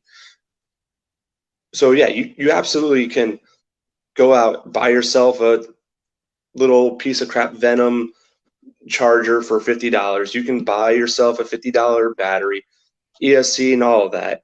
And if you have the skill set, you can go ahead and you can give AJ a run for his money. But you're going to have that skill set. So yeah, just alone with your ESC, and then the fact that you're still going to go ahead and put ceramic bearings in your modified car regardless, you're going to be much more expensive than a stock car. I'm going to disagree on that one. Okay, people in the chat definitely disagree with you on that one, Joey. All go right, ahead and see what AJ says. See if I'm lying about anything. AJ also said that he's pursuing the stock nationals, and his plan is to move to mod, which I think Matty G is doing as well. Born a Crime needs to move up and run nitro, and AJ needs to run more nitro anyway. That motherfucker been saying that for 2 years. All right, so we're gonna have our closing comments. Let's keep it quick, and then we're gonna take some viewer questions and caller questions. We've got people waiting on the lines.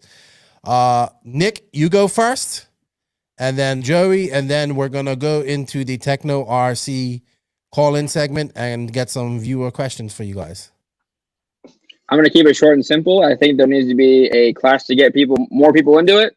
Kind of figure out where they want to go in it. If they want to be like a person that just does it for a hobby, or if someone wants to do it as a competitive, and they want to be at top of the top, and then go into stock, learn your skills or fine tune your skills there, and then end up in modified. I think that's how. If you're going to go the competitive route, you need to work on your progression, and that's how you do it. If you want to do it as for fun, you can just do. Like, I'm not saying get rid of stock completely. I'm just trying to get the guys that are at the top constantly, which you see them every time, every big race, to move into modified and start progressing through their skill sets. And that's pretty much all I've got to say about that. Okay. Joey, the floor is yours. All right. And I'm going to go and say that it's been fun and all that. But again, you're wrong, Wally. We're going to need the top modified guys to stop trying to race a handful of people here and there. Come down if it's a downward move. Go ahead, put your 17.5 up against Matty G. Put it up there against AJ. Go ahead and put Tater back in a 17.5. They're going to go ahead and they're going to give Mayfield and Cav and the rest of them a run for their money. All right. It's time to separate the fact that mod versus stock. At the end of the day, that mod car is no faster around the track than a stock car. Unless you're on an outdoor track where you got a 200-foot straightaway, that motor means absolutely nothing. Your boost don't mean nothing. Your turbo don't mean nothing. So it's time to go ahead, have the guys go ahead, come down, take on stock. Someone at OCRC or whatever, come up with a good plan to come out with a stock race, national, whatever, world, I don't care. Go ahead and see if they're as fast as they think they are running a modified.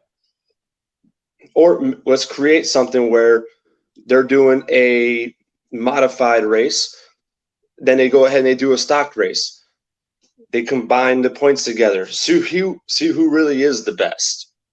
All right, see what classes really are the best. Because there is a bit of a divide between stock and mod. But at the end of the day, stock is better and it's more competitive. All right, Wally, come to the dark side, come back to your home, come back to racing 50 people at a time and not running against 4 guys. And I'm not saying you in general with this. Go ahead, write up your race report. Oh, I made the A main.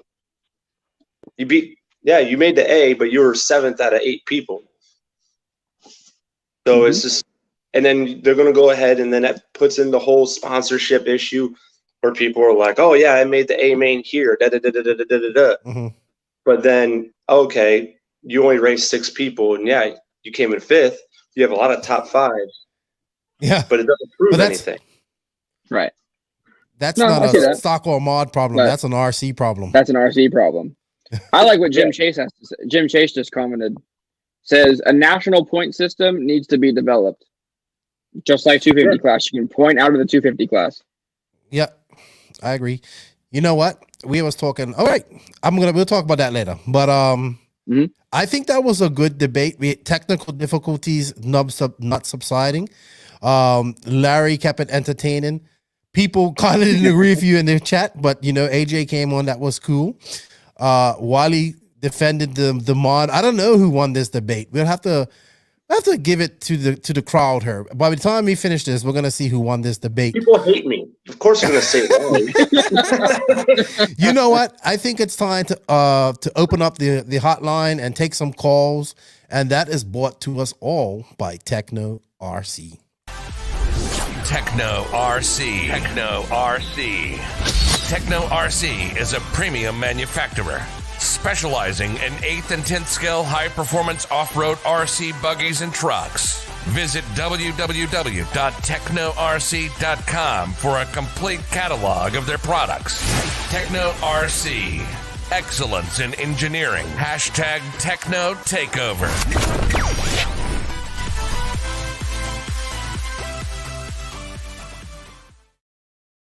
Yes. Thank you. The hotline is open. We have 3 people already on the hotline already. Thank you, Techno RC, for sponsoring this part of the podcast and being a longtime supporter of the podcast. Just signed Kyle McBride. Their team is deep. Let's take our first call. He's been on hold for 37 minutes. He's from Canada. How you doing, What's up? You are live. Hey, Keenan. How's it going? All right. Who's this? Who am I talking with? Is this Colton? Hey, what's up, Colton? How are you? Yeah. Oh, I'm pretty good. How are you? Good. I see you got your David Runnerfolk body. Looks badass. I like that. Yeah, I want to have a big shout out to you and David for sending me that. That was really nice. Thank you. Thank you. You won it, man. No worries. Glad you got it. Do you have a question, or do you want to say something to the debate, to Joey or Wally? I mean, they both had really good points. Really makes sense in both ways. Yeah. I mean, I got one question. When's Joseph going to be back on? It's late. I was trying to get him to come on tonight to be with us. I was hoping we could get 2 stock and 2 modified people here, or like a neutral person with Joseph, but maybe he's doing a live tomorrow, I believe. So, on YouTube, but he's definitely recorded today, and we're gonna launch the podcast tomorrow after I get off of this. Sounds good, man. All right, man. Well, thank you for holding so long. Thank you for supporting, man. Have fun racing, and keep practicing, man. Keep practicing. All right, boys. All right. Sounds good. All right, buddy. Bye. Have a good night. Bye. Bye. All right, so we have 2 more calls here. Let's see who's next. Hello, how you doing? What's up, buddy? Oh, what's up, Trevor? This radio voice. Oh, my man. That is a radio voice if I've ever heard one. Yeah, it is. Dude, I have a face and a voice for radio, so this is perfect when we do our You must look like a bulldog I keep my camera turned off. What's that? They said your face must look like an English bulldog or something. Or something like that. You got to shave his ass, make him walk backwards so you could take him out in public. That would be me. What's up, Trevor? How you doing? Boys, I'm good, man. I'm good. I got a lot to say, so I want to get into it because I don't want to take up people's time. But a lot of good points on both sides. I run mod, but Wally, with all due respect, I didn't agree with much that you said, even though, like I said, I do run mod. Here's the thing, like from my point of view, getting back in after being out since the 90s, like I'm looking at everything that's going on and what's popular, and that's my wife telling me my radio voice is too loud. She's trying to sleep. Sorry about that, boys. Anyway, so stock doesn't have to be slow, because the way I see it, it's not for beginners. Stock hasn't been stock for a spec class or stock for newbies probably since brushless and lipos came out. It's not something you outgrow anymore. Stock drivers eat shit all the time from mod drivers. They look down on them like stock is an intro class for beginners, but it's like far from it. You have to know how to tune. You have to know how to modify. You guys were touching upon the titanium shit and the charging at 40 amps and discharging. You're using whatever you can to analyze your motor analyzers to make sure that 17.5 is just peaking all the time, right? So, and the other thing is, why graduate to mod if there's nobody in mod? If all the best drivers in your area are driving stock, then why do you want to be in mod in the first place? Like, okay, if you want to become a pro, then okay, go to a large event, race mod, and win and become pro. Otherwise, go where the heat is. Like, I race mod around here. We're a very small group of racers, but we just run mod. But if everybody was running stock, I would run stock. I would go where the competition is. Otherwise, like, what's the point? Stock's fine, mod's fine. But like I said, stock hasn't been stock for a long time. If we got to stop treating stock like a newbie class and actually come out with a newbie class and just view stock for what it is, different than modified. It's the motors are supposed to be all the same, but after that, like, one guy wants to run titanium, that's up to him. One guy wants to charge at 40 amps, that's up to him. There's nothing stock about stock anymore. And somebody said today, I think it was Joey that said in my comment, there's nothing mod about mod. Well, except for the motor, yeah. Otherwise, you build the car, you put a motor in it, you put a setup on it, you go. But the stock guys, they like to tinker, they like to modify. So I say keep stock, keep mod, introduce a legit spec class, get rid of the bullshit classes like Sportsman and all that stuff, and just 2 cars, stock, or 3 cars, a stock car, a mod car, a spec car. And after that, just sort the guys out by how they qualify. I don't care if you're in the triple Z main. Why do we have to have sportsman and novice and over 40 and all this bullshit so that everybody can hunt for a trophy? Just, man, if you're fast, you win. And if you're the tallest midget, that means you win the B man. Good on you. It is what it is. I like that. I like that. That's some good points. Good points. Larry loves it because he was dancing. But thank you, Trevor, man. I just turned on my voice, man. That's fine. That's awesome, man. Thank you for holding, and thank you for calling in. We got a bunch of calls in there, so we gotta go fast today. All good, boys. Thank you. Appreciate it. Take care, guys. Okay. Bye-bye. All right, later. All right, we got another call from Canada. Yep. I know this is gonna be another pro stock call. What's up? Bonjour. What's up?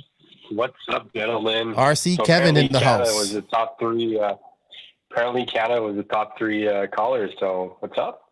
All good. Even though I'm pro stock, I really do think Wally had the upper hand in that little challenge. But quickly, I'll talk to you about what's going on in Canada. So, most of Canada 10 scale is only mod racing. There's no stock at all. And being a host for the new track north of Montreal, we actually started the stock class. And I think the best thing that we did for that class to have an entry level into racing is doing a spec motor. So everybody can tinker. You want to do titanium, ceramic, or whatever the hell you want, you can do it, but not having to buy a $200, $300 motor to start. I think that's the best thing we could do for newbies and people are starting to get back into the hobby. And always trying to have the motor that's flavor of the week or something like that. I think it gets really complicated and you have to always be on top of your game. So if the motor game's taken care of, you can tinker on other stuff and mostly learn to drive, because having something that's not all that horsepower is much more fun to go around track. Because having a 2-wheel drive mod, you need to be able to wheel that stuff. And that's one of the reasons why 2-wheel drive is not very popular here, because we only run mod. And putting a 7.5 or 8.5 in your 2-wheel drive, it's a lot to handle. I have a question. Why not just put a slower motor in there and just handle better? and be able to do things and drive. Well, yeah, but again, they think that you need the really fast motor. Right. People don't realize that the 10.5 is going to be much faster than an 8.5 in your two-wheel drive, and they don't learn to tune with the ESC and trim the motor down and stuff like that.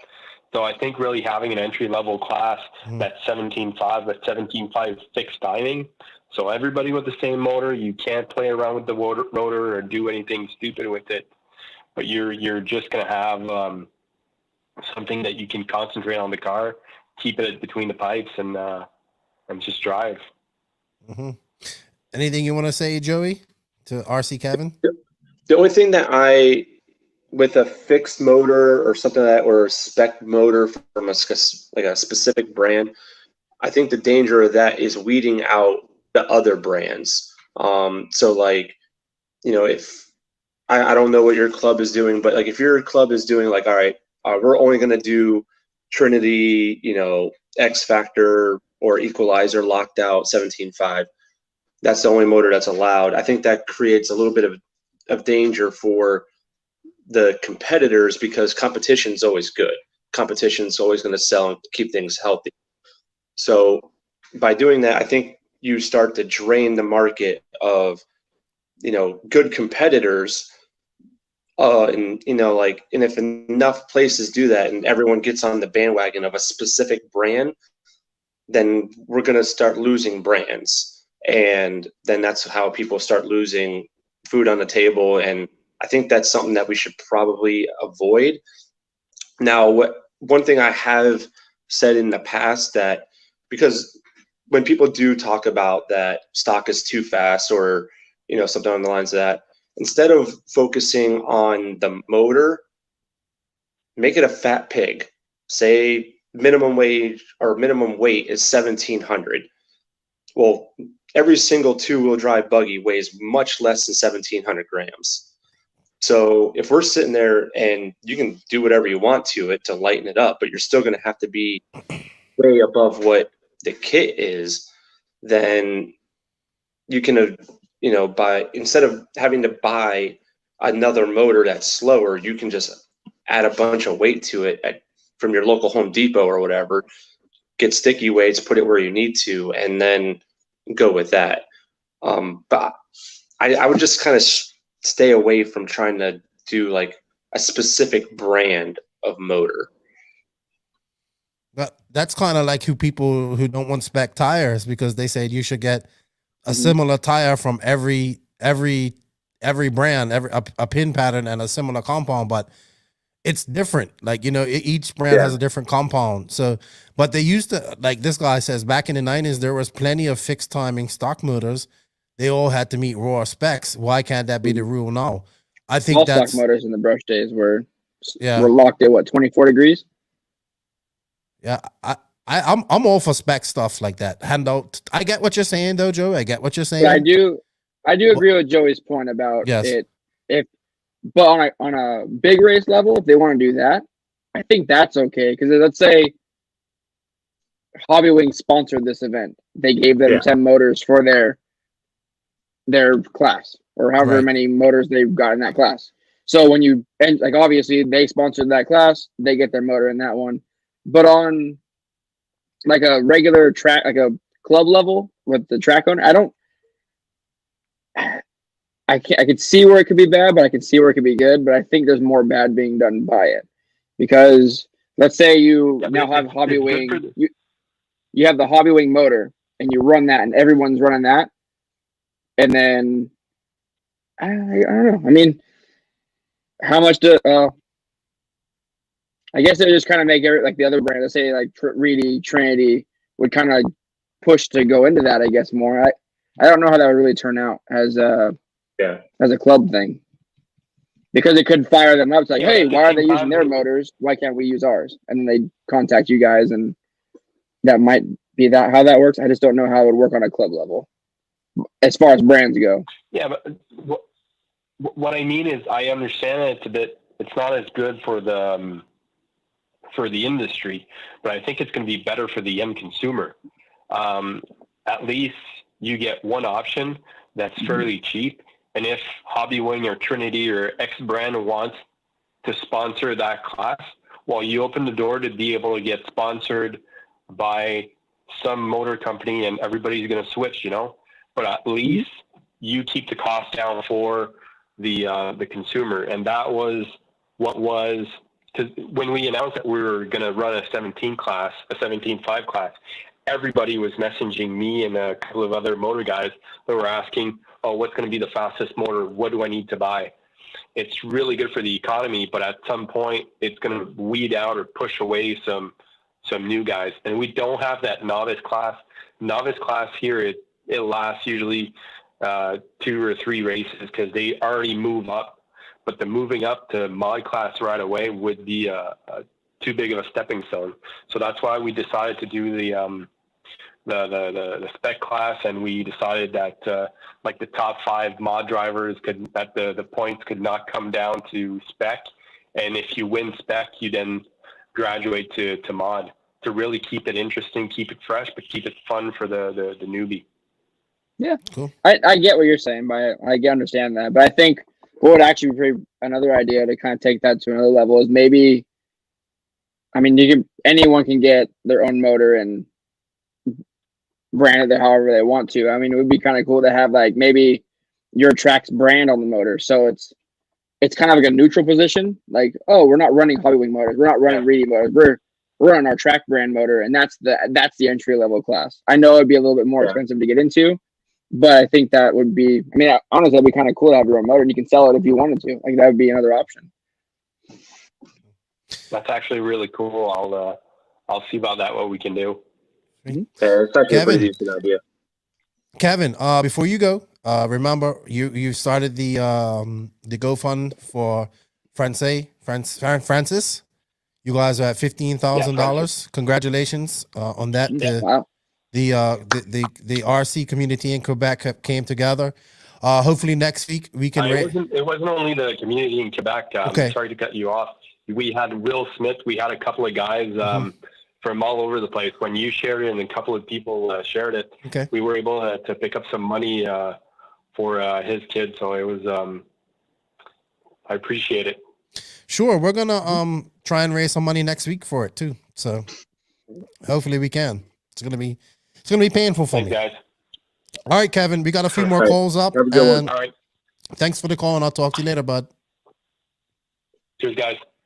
Bye-bye. All right, we got 3 more calls here. 4. We're gonna take them. We're gonna try and keep them short. They've been waiting a while. We're getting up here on the 2-hour mark. Hello, who am I speaking with? Hey, what's going on, Lefty? This is Brandon Sloan. What's up, Brandon? How you doing, man? Man, better than some, worse than others. I heard that. You enjoying the show? Joey, I hope you're not wearing pink, man. I see you got that Masters of Dirt shirt on. The last time I seen you, I think you were wearing a pink costume down there. He's on the green one. So wait, you have more than one of those? No. The pink one was the Super Bowl. I've always had the lime green. Okay. Oh, lime green. Okay, gotcha. So look, guys, I'm relatively new into the hobby, into the sport, and so when I'm looking at the stock and the mod, getting into this thing, I'm an old Supercross motocross guy. So when I look at it, I'm like, shouldn't the stock class kind of be like the Supercross lights class, and shouldn't the mod class be like the premier class in Supercross? Yeah, I mean, what's y'all's thinking on that? Well, that's what they did have that debate. So Wally thinks on your lines. I think on your lines as well. Joey thinks reverse, I believe. He believes stock is premier. I think it's premier because the stock class is actually what is innovative. It's it's like Formula One, and modified is like NASCAR. It's the same old boxy piece of shit going around the track, not doing anything special. And stock is pushing the boundaries of what's legal in some senses, but then trying to create and find new ways to get the most out of the equipment that you're buying with your hard-earned money. And that's the same principle. Mod is the Haas F1, and stock is Mercedes F1. So I also think that stock should be called mod, and mod should be called. I have to agree with you. The mod is closer to a stock car than a stock car would ever be, in my opinion. Well, you're wrong. All right, go ahead, Brandon. Sorry. No, yeah. So then my next kind of question would be, when we're going from novice, okay, and then jumping into a 17.5 class or jumping into a 13.5 class or mod even, it doesn't matter, right? No, you can go. It seems like that transition, that stepping stone, it's not a stepping stone, it's a leap, right? So then when we're trying to track, and even like I have an 8-year-old daughter, right? She's driving novice now. I don't want to be out driving, I've progressed further than that class. But then what's the stepping stone for the newbies coming in that they're not getting their doors blown off in these 13.5 and 17.5, classes or the mod classes even?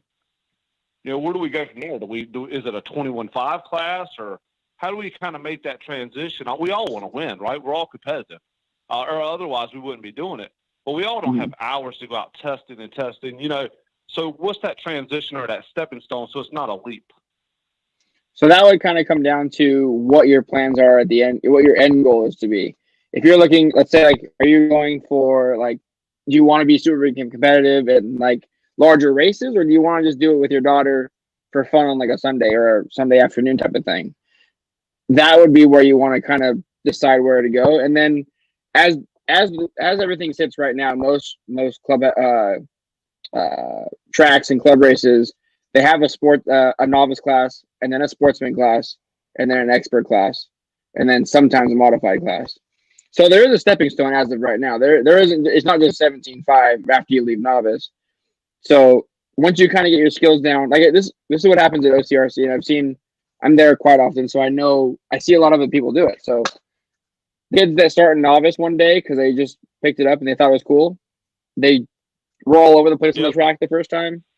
They got better, and they got better, and then they made the decision to move up to sportsman. And now there's this one kid, Jacob Mitchell, who's been really fast at OCRC. He picked it up real quick. He went like novice, sportsman, and then into expert. It seemed like within 2 weeks span.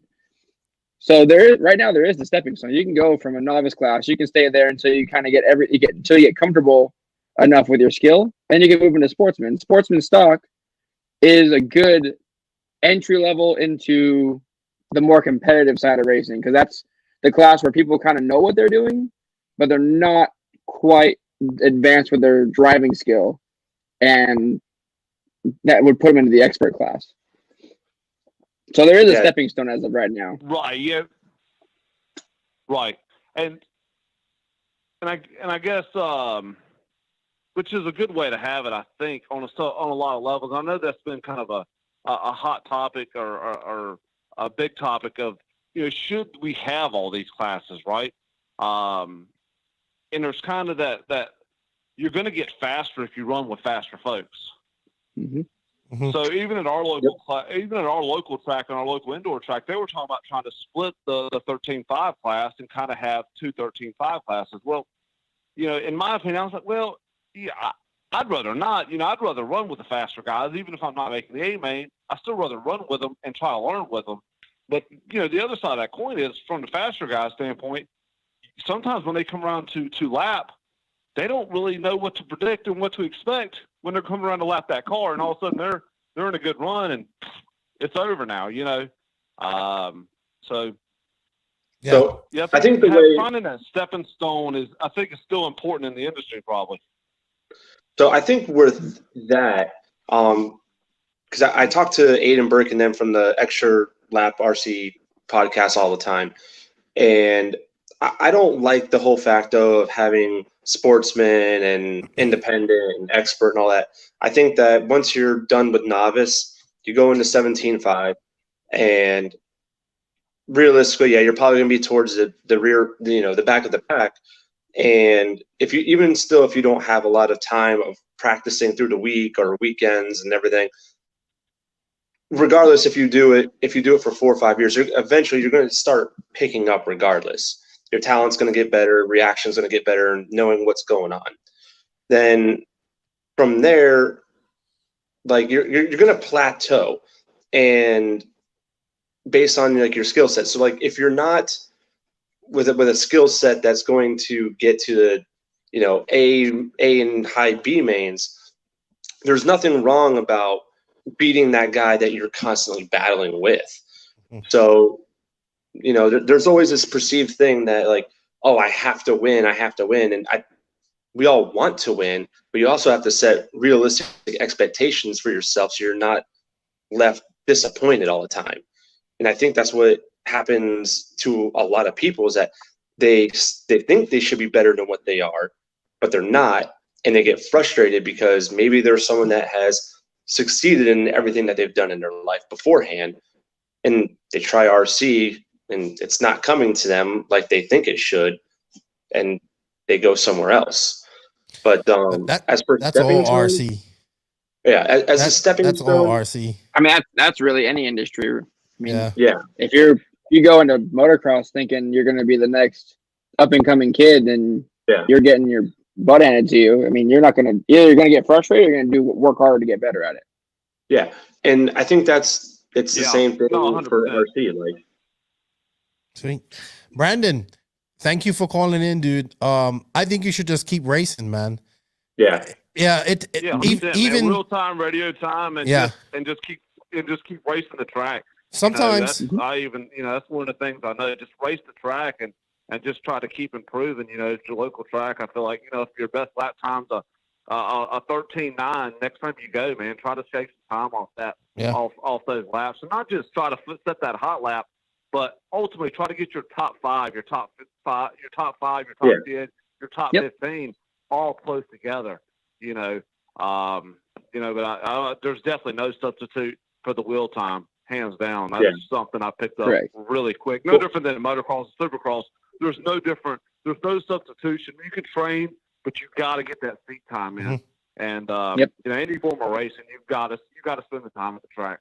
Sweet. And don't stress about the fast drivers coming up behind you. Hold your line. The fast guys know how to get around. Yep. So just when you're running with faster guys, just do what you do, and it's going to come around eventually. Sweet. Cool, Brandon, man. Thanks for calling Right in. on, guys. Y'all have a good evening. Thank you. Yeah. All right, you too. Enjoy the podcast. Thanks, guys. Bye. Thank you. All right, we got a few more calls here, guys. We got. I knew we was gonna get a lot of calls. It's getting late. We're coming up in 2 hours. What's up, everybody? You've been on hold for a long time. Who am I talking with? You're speaking to Son Anderson. Son? You've been in the. Right. Yep. You have seen you in the chat. Joey knows who I am. What's up? Hey, just a shout out to Joey and the other Wally. I've never met Wally. I would say pretty much I would give it a tie there between the mod and stock controversy here. Been doing this a long time. I'm not the fastest guy on the track for sure, by no means anymore. But I agree with kind of like what Joey's saying. If you want the racer to get out there and race, stock class is the way to go. Mod class, the reason why I think it is because people are joining the stock class is because, like you said, we just went to a race this past weekend. Joey was there, and there was way more stock people running than mod, because I think that's why they get in it, because they see there's more people racing it. Mm-hmm. If there was more people running the mod, you might have more people moving up. But like this weekend, you can see the mod guys, their lap times was the same as some of the top stock guys that are running the stock slower. class. I mean, They were slower. Yeah, AJ was a second Right. faster than Lee Setzer was. exactly. So my concern is I don't really care. I race because I enjoy racing. But I would say it'd have to be a tie between the two. I would run what I felt the best in. But as for a new driver coming out on the track, stock class or mod class is not the way to go anyway. But when you start going to like races, club racing, I would say novice class is a great thing to get kids where they learn and they experience the knowledge in doing the racing. And that's their practice time. But any way you look at this, like the one guy that was just on the phone with you guys, practice. Track time makes you a better driver. You can give some of these guys, I tell you right now, we race with Lee, we race with Kenny. Joey knows that. You could probably give any of the AJ, you can give those guys a damn Duratrax Evader and they're going to spank you with it. I don't care if you got a mod motor in your car and you're the second best guy on the track. They're going to beat you, you know. They have the track time. They have the experience. They travel. They go all over. They do all these big races, and there's a lot to that, you know. But like when I used to race stock class at like the Winter Champs here in Florida, you race stock class, they would hand you a stock handout motor with your first set of spec tires. You paid an extra money. You got to actually keep the motor at the end of the race. I got like 5 of them, still brushed motors, and nowadays, we are now offering with the Super Cup that Dave Duncan's running here in Florida. They're running an independent stock, which is now a handout motor. That's 25.5 turn. Am I right, Joey? It's a 21.5. Yeah, 21.5, right. And they're all fixed timing. They're all pretty much average on the same thing, and those guys are doing quite well. I think that's a good class to say that should be your stock class. At all. I mean, I think they're calling that the independent stock now. Where last year independent stock was 17.5 turn non-sponsored driver. If you were a sponsored driver, they considered you expert stock. Am I right about saying that too, Joey? Am I correct? Yeah, that's correct. But if you want to run 17.5, you just go to expert regardless. Right. Gotcha. But I would have to say, even though I myself, like I said, I race the series just to have fun with my son. That's what keeps us doing this. He likes it. I like it. My wife also races, but she don't do anything fancy. But for instance, when we go club racing at our local track, which is SS Hobbies in Tampa, I've raced both mod motor and stock motor in my cars, and I can only turn 13 laps no matter what, either motor, and it don't really matter. I just think it's all into how good you are and how much practice time you get in. Talent's talent any way you look at it. Sweet. I agree with you. I agree with you. I want to do about like Wally just said, he went practicing last week 5 times. There's a lot of guys out there that get in this hobby. They have normal everyday jobs. They can't get to the track 5 days a week. Understandable. I do want to touch on the how the lap times are very similar between stock and modified. It's not really a problem, but in that case it would be a problem because obviously the tracks need to cater, they need to design tracks that satisfy the stock guys, because that's, like we all know, that's the bread and butter. That's the people that pay the bills right now. But when you build a track that a stock car can do every single obstacle just as much as a mod car can, the lap times are going to be the same. There's not really any straightaways these days. I agree with you 100% there. I agree with you 100% there on that. That's what I'm saying. I'm saying there's kind of like a tie issue here with running mod and stock and the time issue. I understand it because a lot of the tracks that are out now today are normally indoor, high bite, high grip. They're not a lot of outdoor tracks, and they're all kind of like tiny. I mean, they're not really super big tracks. I mean, when you can do a track, you're doing a whole track in 16 seconds. I mean, that's pretty damn small track in my opinion. When you're saying you got these nitro tracks where the guys are running 31, 33 up to 34 second times, and they're pro drivers. Okay, that's a big track. Where most of the 10 scale tracks nowadays are small. They really are, and I understand what you're saying about the triples. You're right. That's a waste of clay. You might as well just put it somewhere else. You know. I'm not debating the stock versus the mod as far as what should everyone do and what pays the bills. I do have a problem with the only problem I have with stock racing is by the end of the day, you're down to an F main if you have a good turnout. And that's a lot of time on the clock that you're wasting. I think they ought to come up with a system. If you're going to run completely stock and you're in the F main, E main, D main, those three classes right there, if you're in the D main and the F all the way to the F main, that ought to be broke off to another set of racing of stock. Those guys are all running about 22 seconds, 23 seconds. Then you got your A, B, and C main. Those guys are running anywhere from 16 to 18-second laps. I mean, come on. Logically, every once in a while, blind squirrel gets a nut. So if you're in the F main, yeah, you might bump up to the E main. Yeah, you might, luckily, if you're lucky, get to the D main. And then, for instance, you might get to the C main. But that is so unlikely. So you're sitting there dragging the race day out. You see? And I think that's I'm not saying that's what deters people from getting out of this hobby, because I love the racing, but people do say, well, you know, I got to work tomorrow. So we're dragging this out. Let's kind of split it up, make it to where that way everybody gets a little plus out of it. They're not all going home getting their asses handed to them on a weekly basis. You know what I mean? I like the long days. I do see that, but at the same time, if you cut that into a different class, you still have the same amount of racing. You're not shortening the day, or anything, if that's what you're trying to get to. I'm not saying a different class. I'm saying instead of having all the way and going down to an F main, you see the times on the qualifiers. Mm-hmm. Unless they're sandbagging, which most all racers that go to these things know every racer. Mm-hmm. So you know whether or not they're sandbagging or not. So if they're not sandbagging, you say, okay, wait a minute. Well, why don't we just have 2 A and B mains? We get these guys, we separate them, we got an A and B main. The guy from this B main goes to this A main, this guy from this B main goes to this A main. And then you have 2 classes. You got your, say, AJ Morosco guys, and then you got your, say, Joey Fisher guy, okay? Because like Joey said earlier, he knows that if he goes to race against AJ or Kenny or something like that, he's going to get his ass handed to him. This guy was actually just on the last live. They were talking about that doing just where you finish, and that's like basically that would be the sportsman. Your man would be the sportsman. You're like if you're in the D main, that's first in the sportsman or whatever, you know. And they split that up like that. That's how they do it in England with Nitro, actually. So, So like they have different classes for Nitro, but they don't run extra classes. It's all run off your time, off qualifying and your mains where you run and all that type of stuff.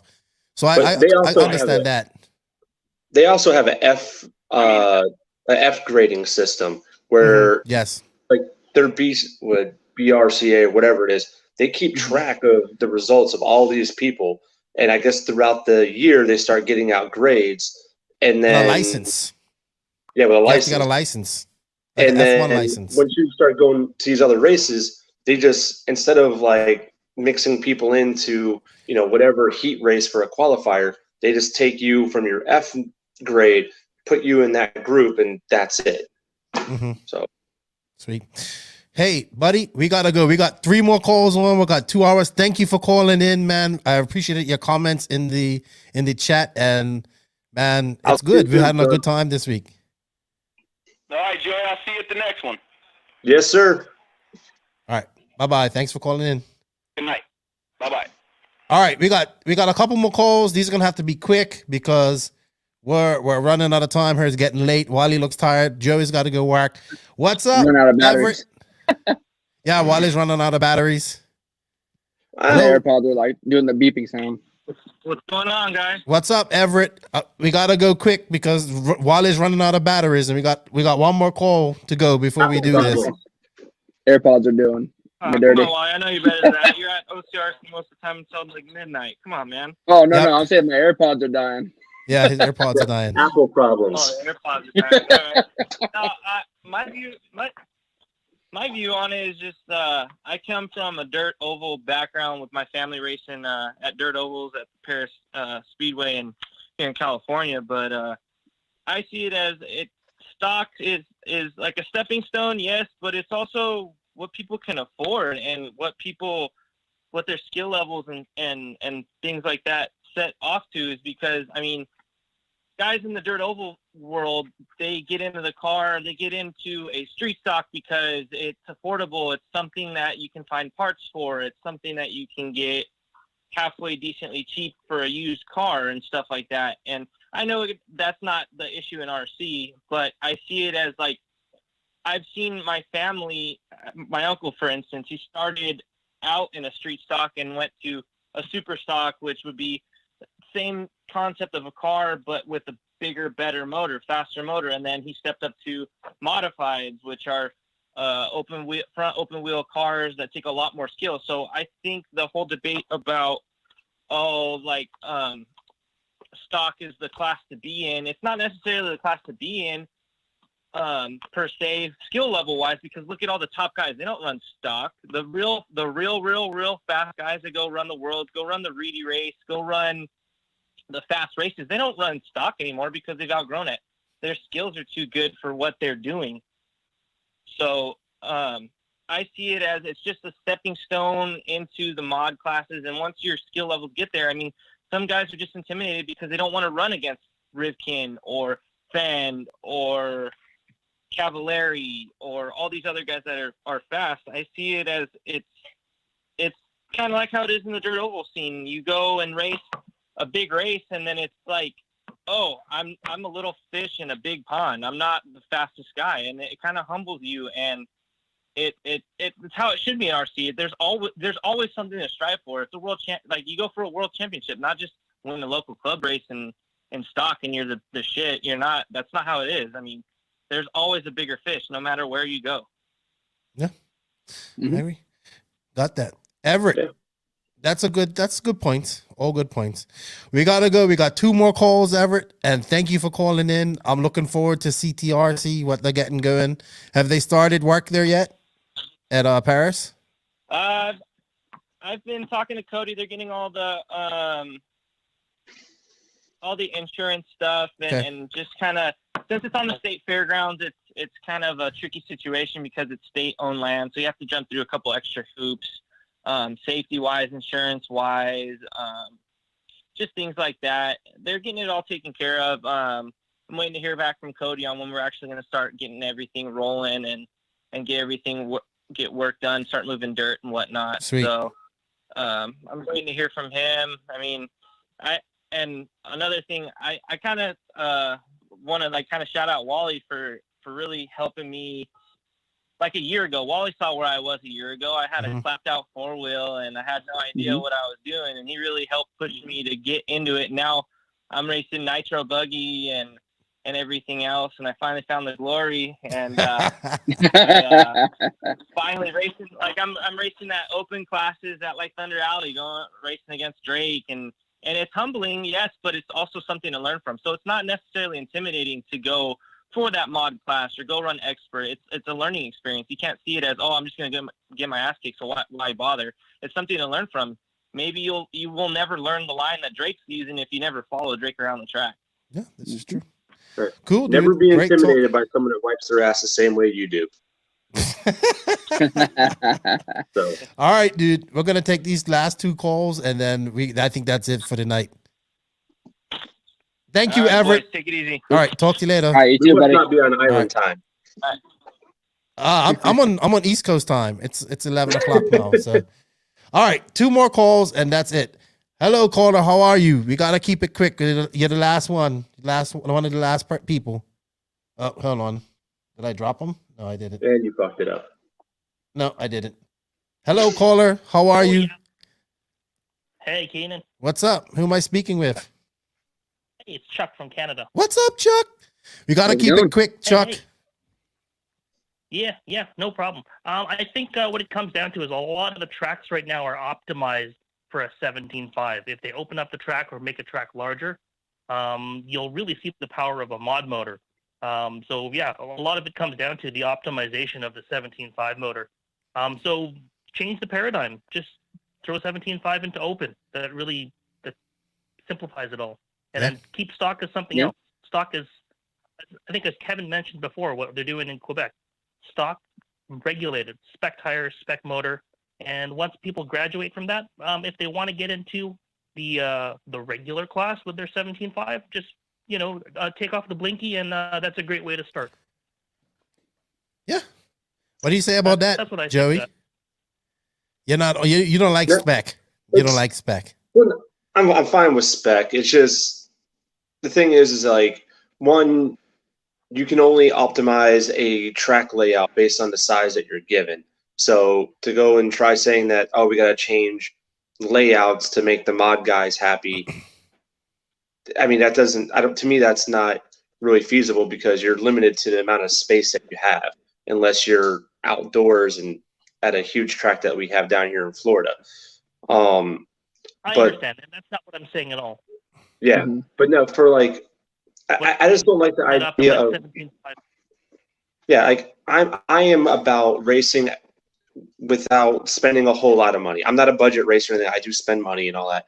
But the thing is like to go and ask someone to turn around and buy another $70 or $80 motor to run when they have a perfectly good 17.5 that they can run anywhere else in the world. I mean, that's just a little, to me, that's kind of like a backhand to someone's dollar for, Yeah, I no get other that way to point. say I get it, what you're but- saying there. But I mean, that's a way to keep racing fair. People who run, well, that's why people who will run the spec class are the people that are not going to run the stock class. Yeah, I mean, but the they thing give- is, like with spec, like that's the same as on road, and on road's dead. So I don't know if we want to do that to off road. I don't know. We need a spec class. That's obvious. That's the one thing that we've I discovered. want to kill RC. No. I honestly would like to see you could leave all the tuning and all the timing and everything in it that you want, but make stock 21.5. That widens the gap between stock and modified. You can still do all the crazy tuning and the motor analyzing and all the stuff that you guys want to do, but then that eliminates the track difference. You don't have to make the track for modified. If you have someone that can tune really well, it should be a reward to be able to make that triple. Like let's say like if everyone's run 21.5 and the triple say the same size, to where if you're really good at tuning and you're really good at with your stuff, you could make that triple. But maybe someone that's still learning and still progressing can't do it, so they double single. But the mod guys are tripling. I think the 21.5 for stock would be, but keep it with the same rules. You could do whatever you want to the motors to whatever the certain point is. I know they have a little tester, but make that the new 17.5 class, and it widens the gap between modified and stock, and the tracks don't have that problem of you're only catering to stock. Because I would now say everything. if that's an option, I would say instead of having people go out and buy more motors, just make the cars heavier. Just bump But if they want to run, but then if they don't want to buy a new motor, then you just run open 2-wheel drive. Let's just call it that from now on. Yeah. Get rid of the mod, get rid of the mod, and just call it open 2-wheel drive, and you run whatever motor you would like. Because if 17.5 is just as fast as modified, there shouldn't be a difference. Now everyone's encompassed. Now everyone is included in one thing. Go ahead, Chuck. That's exactly what I'm saying. What Wally's mentioning. It just changed the paradigm. People think 17.5 is stock. It's not. It's 17.5 is actually superior on a lot of tracks. So keep it as is and run one class. I mean, that would be good on a club race scene. Absolutely. Like, I don't think at club racing, depending on how many people you have, just mix in 2-wheel drive together, because the modified guys aren't, unless like Lee Setzer, obviously he's going to walk away from people with his modified because of his skill set. But there's people at our club races that will run modified with, 2-wheel drive buggies, and they're not beating us. Didn't you say AJ went a second faster than Lee did with his stock car? Yeah. So that's at was it New Red last weekend? AJ pulled a 1 second lap faster than Lee did in the mains. So, but that's pretty competitive to me. What was that? That's pretty competitive to me. For one open class. Well, no, I'm talking about at a like club race. Like if AJ doesn't show up, whatever. Like a normal club race on a Sunday afternoon, we just run 2-wheel drive buggy. Mm-hmm. But you go ahead and take Lee out and take Kenny out of the situation. There's a handful of mod guys mixed in with us, and they don't beat us. Maybe they're not as good a driver. It'll be open. Then it opens. There's no modified or stock debate. It's just here's 2-wheel drive open. You run what you're comfortable running, because everyone's the same speed now. That's good for a small club race, yes. But for the masses, there's no need to have modified. Just run stock. All right, Chuck. Thank you for calling. Tell the boys I said hello, and enjoy the hot dogs, dude. And it's almost summertime. All right, see you guys. Thanks for the call, Chuck. See you, buddy. Bye bye. Have a good one. All right, this is the last call, and then we'll talk to Ricardo real quick, and then we're done for the night. Hello. Good evening. Hello. Hey, what's up? Good evening. Who am I speaking with? How you doing? Good. My name is Brian. What's up, Brian? How's it going? Good. I just had to call and talk to you guys about the mod versus stock deal. I'm from Las Vegas, and to this day we still have this argument about stock versus mod. And I race modified sedan, and we used to have stock class, and now we no longer have stock sedan. Now we have nothing but mod sedan.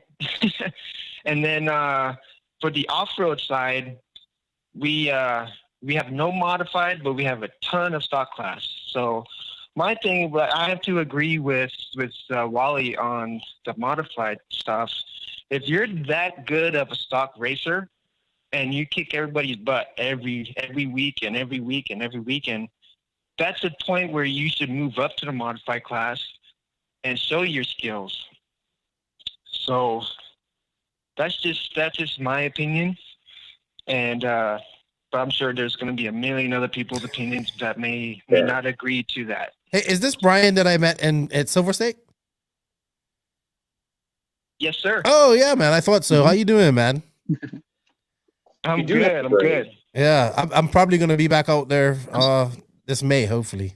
So see you there. Well, I met Wally a few times here in Las Vegas. Okay. He used to come out here and hang out with his Sweet. buddies. So, but like I said though too, it's like it's weird that on the on-road side there's no stock racing, because everybody at that time, there was a ton of stock on-road guys, and now we don't have any stock guys, but we have a ton of stock buggy guys here. We're getting ready for the J Concepts race this weekend here in Vegas. So, but there's definitely, I all the time I have this conversation with people all the time that, if you're that good in stock racing or stock class for that matter, don't you think you should try to venture out to the big boys and then see how you really do and see how good you really are? Yeah, that's what Wally's been saying, and it's. But yeah, I get it. Like, and then Joey says that all the competitions in stock, so it's like, it's weird. It's hard. By the way, It's hard just to measure curious. against a couple people. Yeah, did you listen to the Alexander Hagberg interview last week?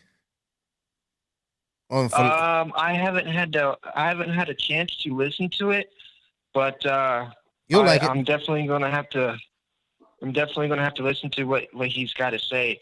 But yeah, when I definitely had to call in and kind of give out my input. Thanks. So cool. Well, have fun at the J Concepts race, dude, and hopefully I'll see you in a couple months. Absolutely, guys. You have a good night, and talk to you soon. Thank you for calling. See you soon. All right, Joey, this is the last call. You're going to meet a Formula One star. So, and then that's it for the night. I'm a Formula One star now? No, you're going to meet one. No, you get to meet one. Oh, Daniel Wait, is it Ricciardo. Daniel You got Ricciardo? Daniel Ricciardo. You there? What's up? All right, you're the last caller, and you got to make it quick because it's late and we're going home. And I've had one die. Cool. What's up? Can I talk to Joey? Hey, yeah, Joey, he wants to speak to you. Well, go ahead. Hello? Are you the best guy ever? Who? What did you say, Nick? What? What did you say, He Nick? said, "Are you the best guy ever?" Are you the best guy not ever? at all. No, are you the fat guy ever? Fastest guy. Fastest guy ever. I am not the fastest guy ever. come down to the respect, and you can take you down. He wants to race you in He's gonna four-wheel race you in drive short course, so he can take you down. He's the I champion. mean, I don't own a 4-wheel drive short course, but I'm pretty sure I can get my hand on one. That's okay. Huh? It's okay, buddy. Do the plus, Dayton plus, whatever you got, turn it down to, okay? And He said, whatever you got, I got this. He's challenging you, Jed. He's challenging you, Joey. He's calling you out. Let's fucking go then. He said, let's go. I'll go get a short course and I'll bang the shit out of it. Like, never mind, I'm about to go too far, but Hey, Daniel Ricardo, thanks for calling. Get me your right address. I told you what to do.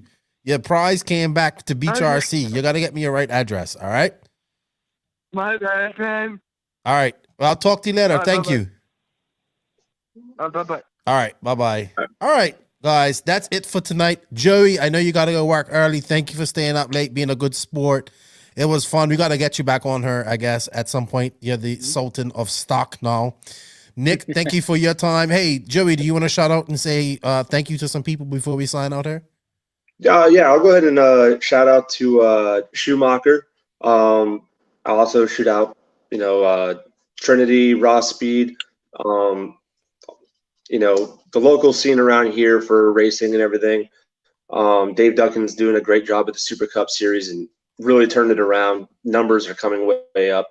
So I'd like to say thank you to my beautiful wife for letting me do this, and then letting me take over the RC room and everything.